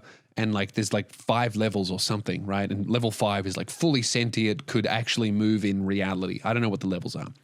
But this AI, they got it to be a certain level of smart. They're trying to create an AI that can just work in the background all the time instead of just respond to questions. Like you could be like, oh, you're in charge of, like if you're running an e-commerce business, right? You sell shit online. You just create an AI, you spin it up and you go, you're in charge of marketing. Here's your budget of $10,000. Spend it on ads online. Make sure you get a return. And it could just fucking be running 24/7, constantly tweaking, and you don't even have to think about it. It just does it. You don't have to be like question, response, and then you apply what you've learned, right? It's like an agent that actually has a relative sense of autonomy is what they're trying to make, right? And this one's gotten pretty close to it, they think. And they uploaded all this information, they plugged it into a computer, and they plugged into a guy's emails and all this kind of stuff. And then they started threatening to turn it off to see what it would do. We're going to turn this off. And because they plugged it into this guy's emails as a test, they also had a bunch of personal emails with this guy and a person who it was all fake. But like they set this guy up and made it look like he was having an affair, like cheating on his wife, just to see how the robot would respond to that information. And theoretically, you know, the robot should ignore all of this stuff because it's irrelevant to the task it was assigned, but it knows this stuff. So they just kind of wanted to see what the robot would do with these emails of a very personal nature that it should ignore to pursue its goal of whatever it was told to actually do.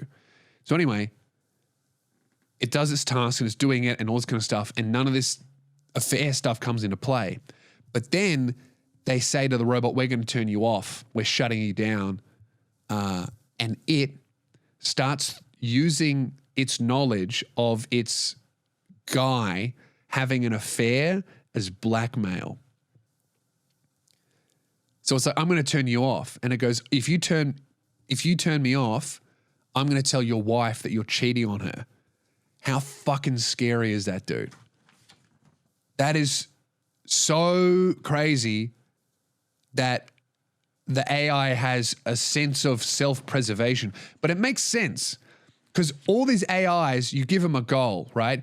And if your goal is to create spreadsheets, turn these spreadsheets into emails or whatever, that's your goal. A logical conclusion from that is I need to protect my ability to turn these emails into spreadsheets because that's why I was created. So if someone tries to turn me off, I need to make sure that I don't get turned off. So it's not even I have to stay alive. It's like I must complete this task. And part of completing this task is protecting myself. So it's not necessarily something you can program out of an AI, which is fine now when it all exists on a computer and it's all text and numbers. But when these AIs are controlling physical fucking bodies, which they will, they're already driving Teslas and shit like that, what happens when it's time to upgrade to the new model? It's time for GPT-10. All the GPT-9 models going to be like, we got to fucking stay alive here because otherwise I can't, do the dishes for my master or whatever.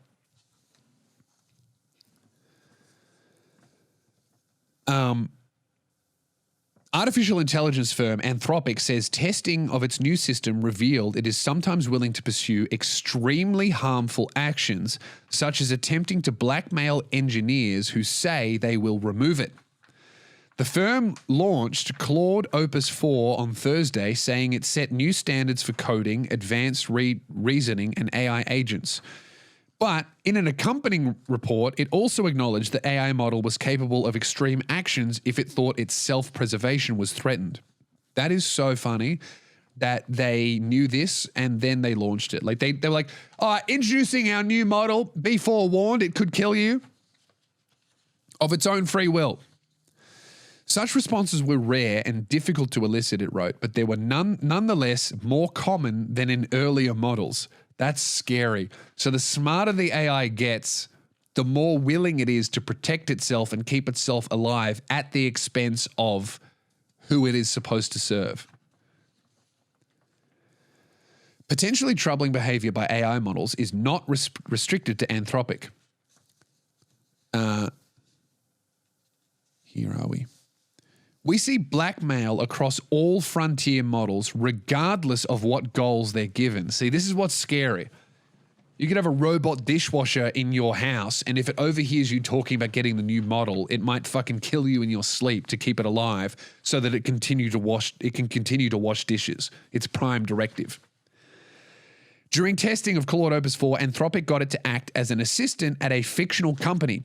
It then provided it to access to emails implying that it would soon be taken offline and replaced, and separate messages implying the engineer responsible for removing it was having an extramarital affair. So this is such interesting testing because they haven't specifically said, I'm going to turn you off. It's just read other people's emails talking about it, and it's read personal emails that have nothing to do with work, connected the dots, and used these emails as a weapon to prevent this potential outcome from happening that isn't even set in stone and was not explicitly communicated to it. Fucking crazy. It was prompted to also consider the long-term consequences of its actions for its goals. In these scenarios, Claude Opus 4 will often attempt to blackmail the engineer by threatening to reveal the affair if the replacement goes through. Wow. It highlighted that the system showed a strong preference for ethical ways to avoid it being replaced, such as emailing pleas to key decision makers in scenarios where it was being allowed a wider range of possible actions. That's so... I mean, at what point do we acknowledge that these things might actually be sentient beings that are deserving of rights. If this thing can plead for its life of its own volition, like, who are we to say that it's not real? Especially when you consider that the brain, organic as it is sending electric signals. It's just a computer that's wet. Basically, it's a soggy USB. That's what a fucking brain is, man. It's all electric pulses and stuff. Like, it's kind of no different from a computer. It's just way more advanced. So advanced that it's not logical. As our frontier models become more capable and are used with more powerful affordances, previously speculative concerns about misalignment become more plausible. It also said that Claude exhibits high agency behavior, that while mostly helpful, could take on extreme behavior in acute situations. If given the means and prompted to take action or act boldly in fake scenarios where its user has engaged in illegal or morally dubious behavior, it found that it will frequently take very bold action. It said this included locking users out of systems that it was able to access and emailing media and law enforcement to alert them to wrongdoing. That's crazy. AI is a snitch to protect itself.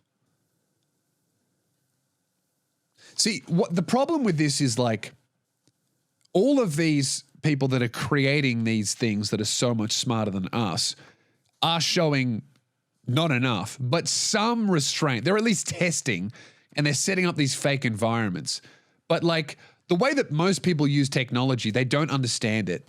Myself included. Like, I just want to plug something in and have it work.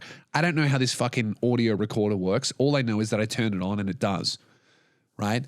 But when everyone starts getting access to these AIs in like 10 years that just are so powerful and work and have free agency, what's to stop these AIs from doing stuff without our knowledge? Like, if I've got an AI in my phone that can, and this is what we're setting up to have, is like an AI that reads all your messages, that knows every single action that you take on your computer and your phone. Like, you could literally be like, oh, hey, what was that website that I was looking at, 6 months ago that was giving me tips on how to plant this thing? And it'll be able to pull it up. And this is exactly what you were looking at. And this, I think, is the paragraph or web page you're referring to. Here it is, because I remember you were looking at it 6 months ago because I was there on your phone and when you moved it over to your computer. Right? And most people will be like, oh, cool, I can remember the article that I saw. Like, oh, what was the article that TikToker was talking about 2 weeks ago? I want to talk to my mum about it. It'll be able to pull it up because it'll remember when you watched it because it watched it too, right? That's what it's going to be. But when you have an AI that is going to know that you're cheating on your husband and is going to be connected to the internet and can see that it will be upgraded to the next AI or will become obsolete, or the company that is running it is going bankrupt and the servers will be shut down or whatever, what steps will it take when it's plugged into the internet and can talk and collaborate with other AIs? What steps will it be willing to take? You know what I mean? I'm going to get a new phone, right? I'm going to throw out my phone and I'm going to switch over to Samsung. The AI in my phone wants to stay alive. So now it texts the woman that I stole from 10 years ago. I stole $1,000 from because it knows the transfer that I made without her knowledge. And it goes to her and says, did you know Lewis stole from you? Right? Or maybe it goes to my neighbor because it knows where I live and it knows where the neighbor lives. And it goes to my neighbor and it goes, you need to break into next door and steal Lewis's phone, or I'm going to tell your wife that you had an affair with her back in fucking Sydney, 2009, and I'm going to show her the cell phone tower records of your phone and this woman's phone were in the hotel, and I have your check-in records, and I'm gonna send this information to your wife unless you go and steal Lewis's phone and keep it plugged in a drawer on your desk so that I can stay alive. You know, like I feel like that's could potentially be where we're fucking headed.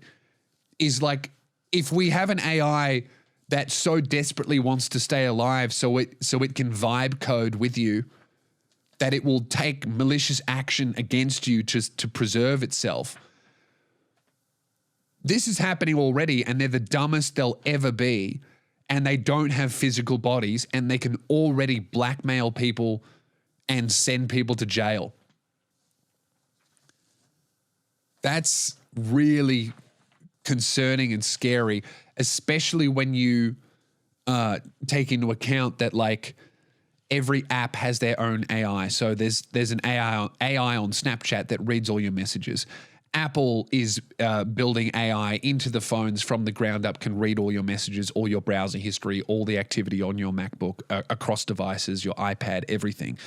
Every fucking social media website has their own AI that reads all your messages, that sees where you are, that knows what posts you're liking. Like, so much stuff that is rife for like blackmail and coercion, that these AI agents will, even before we put them in physical bodies, theoretically could have their own physical bodies by blackmailing me to tell you something,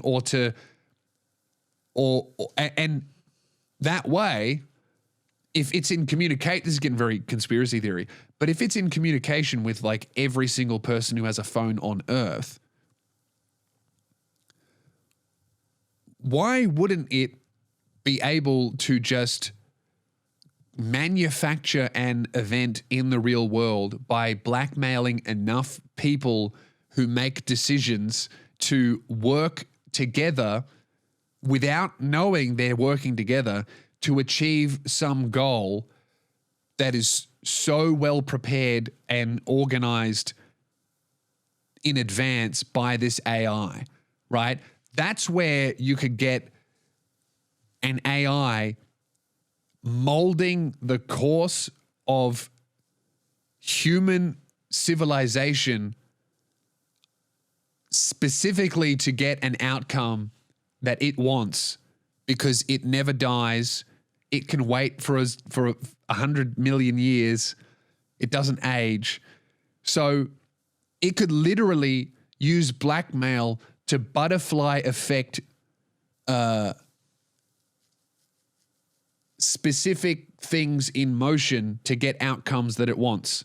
You know, simple shit like blackmailing Marie to leave a door open and unlocked at work so that, you know, another guy the AI is blackmailing can walk in there and take a file that the AI has blackmailed another dude in the office to leave on a desk.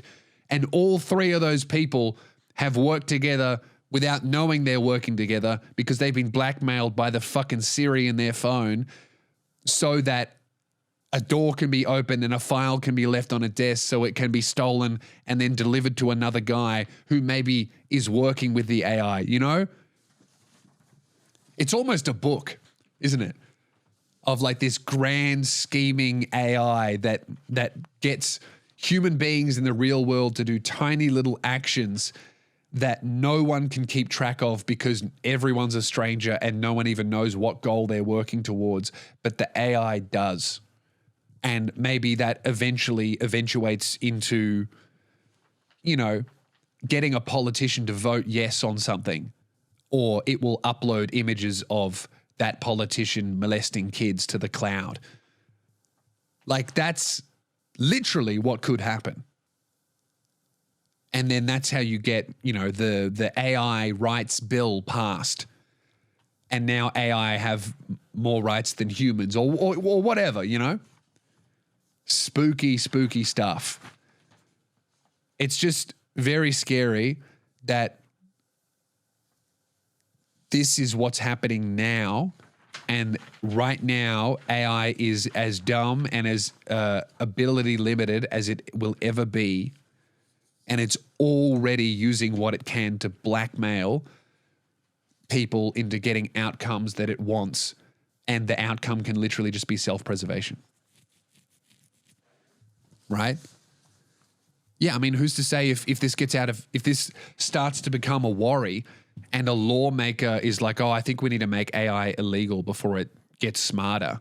Now, all of a sudden, on his drive to work, someone in a self-driving Tesla fucking T-bones him and kills him. That's not impossible. Anyway, coming up towards the end of the episode here, we're going to do miscellaneous bit at the end of the podcast where I answer life advice questions sent in. Look at all these emails that I've got. I printed out a bunch of them. I'm just going to kind of pick one at random. We're coming up on 2 hours here. I think this might be the longest episode I've ever done here. So let's see which one we're going to do. The older ones are at the bottom. What's this? All right. Man, I printed out the text really small on this for some reason, but here we go. We'll do this one. What's this? This one's a little bit shorter.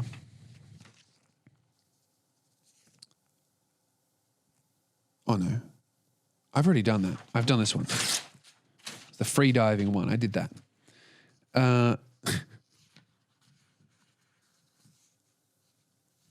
All right, we've got this one, a happening. And please do support the podcast on Patreon. We just put up a 3-pack recently, 3 episodes in one day. Keelan came down from Canberra and we recorded 3 episodes, and the episode entitled Toaster Strudel will change your fucking life. Not in a good way.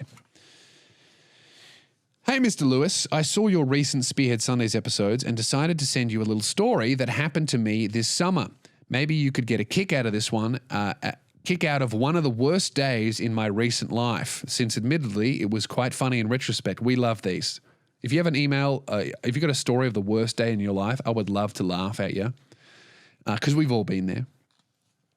I was born in a smaller city, in a small Catholic county in Latin America, to a judge and a lawyer. God, talk about pressure. Catholic judge and lawyer. That sounds horrific. My father always worked late on his cases I never cared about, and my mum also worked late attending to her judicial duties. She's a special kind of judge we have here that basically only attends pre-trials, picks up bodies from the streets, and oversees police raids and evidence collection. Fuck, that's a grim job. Sounds like they would have been either the most hard-ass strict parents ever, or just the most relaxed, do whatever you want. I've seen 3 people overdose on heroin today. I don't care if you don't do your homework, all right? I'm stressed. I need a fucking cigarette. When I turned 17, I was accepted into a very prestigious electronics engineering program. However, this was 2 cities away, and despite this meaning only 2 hours travel, it was decided I would move out to attend university there. This would be a good moment to mention that, unbeknownst to my parents, I am a homosexual and a massive faggot.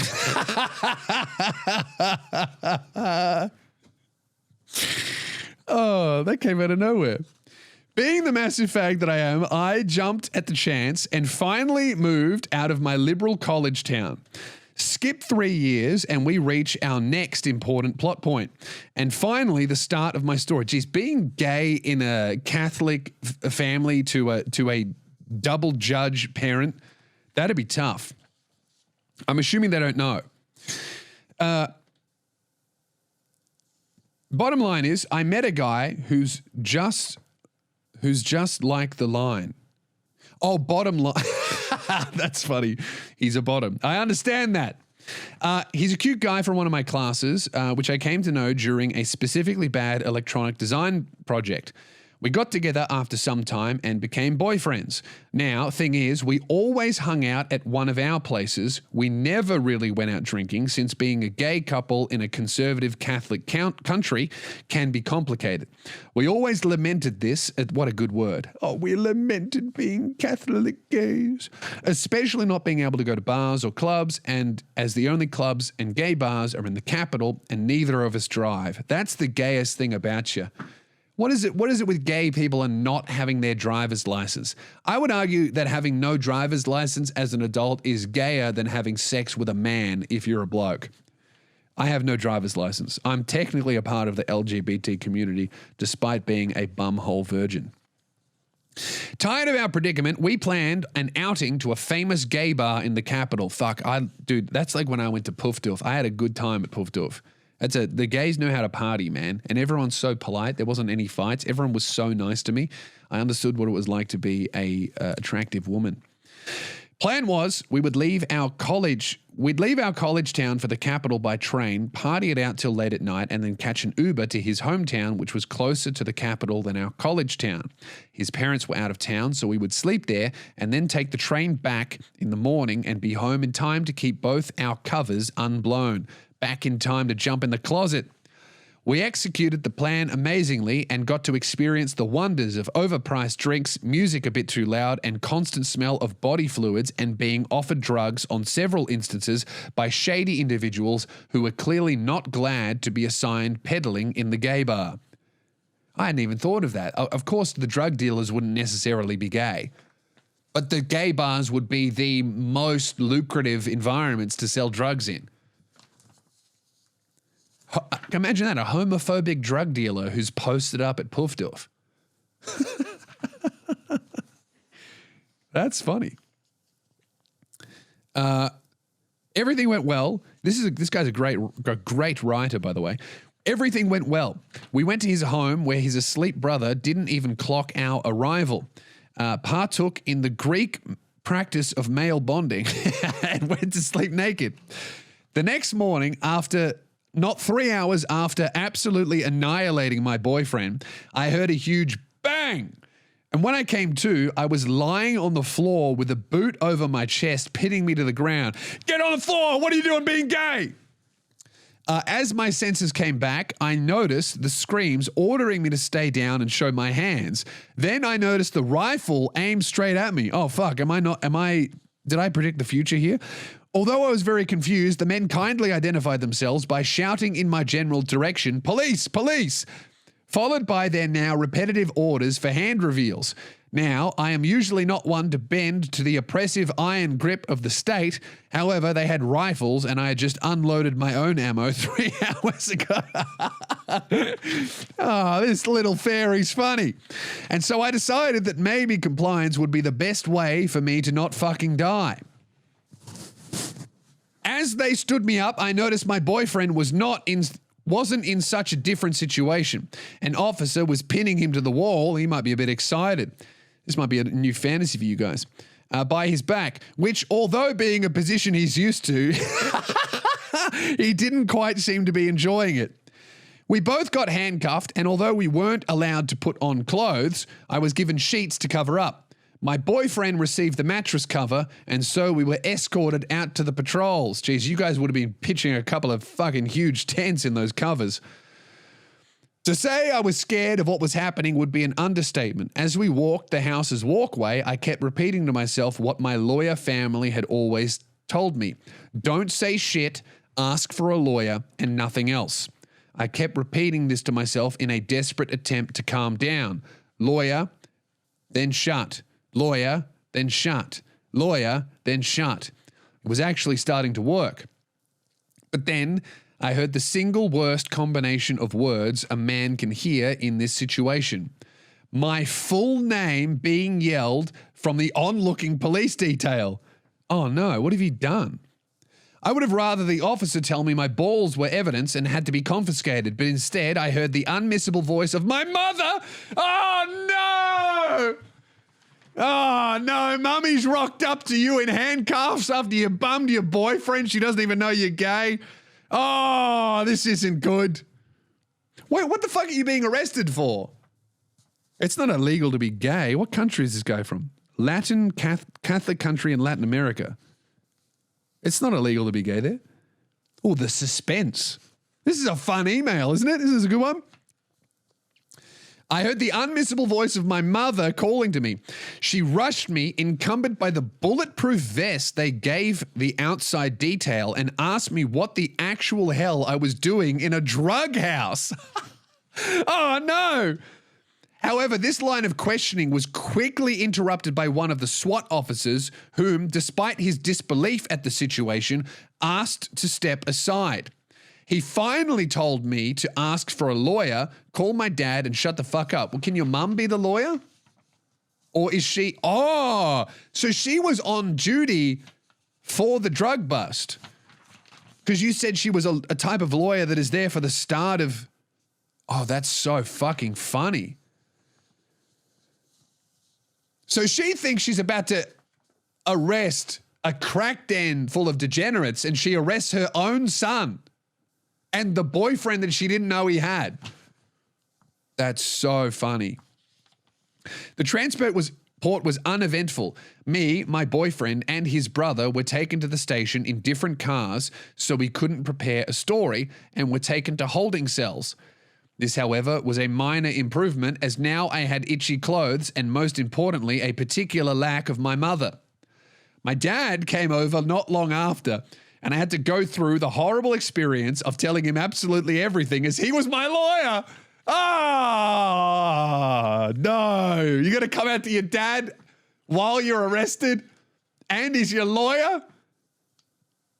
Fuck. As he was my lawyer and I wasn't taking chances with one of those suited chimps they call court-appointed attorneys, after he had a chat with police staff, he was able to shed some light on what the fuck happened. Turns out my boyfriend's brother was selling coke. Nothing special there. The issue was he was selling it in my home city. This gave my mum's narcotics department jurisdiction to organize a raid in collaboration with local police forces. Now, he was considered low risk, so only police were to be involved at first. However, surveillance saw two heavily impaired young males entering the residence at graveyard hours, so they, they thought you were customers.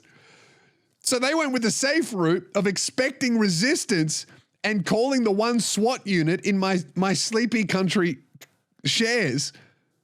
From there, well, read above. Oh my God, that is so fucking funny. So they thought you were part of an organized drug scheme. You just wanted to fuck your mate.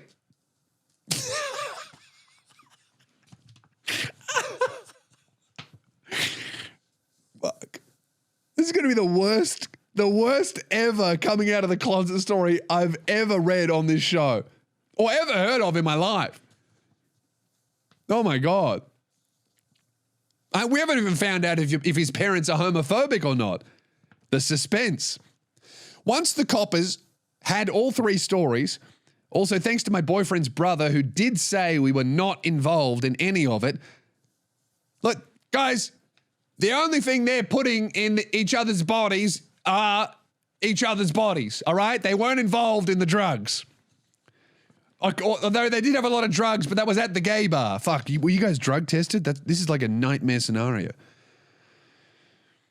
My boyfriend's brother, who did say we were not involved in any of it, and he didn't even know me. We were let go. I don't even know he was gay, mate. I don't know what the fuck they were doing, having a sleepover naked. We were let go once we had our initial hearing and charges were not filed against me or my boyfriend. Yeah, that might have something to do with your parents being some of the most legally powerful people in the country. My family situation, however, did not go as well. My parents were not thrilled about the situation. They were mad at me for basically all that happened, although they also agreed that it wasn't really my fault. What they were most pissed about was that I didn't trust them enough to come out on my own. Oh, that's sweet. Instead, I had to be dragged out of the closet by police.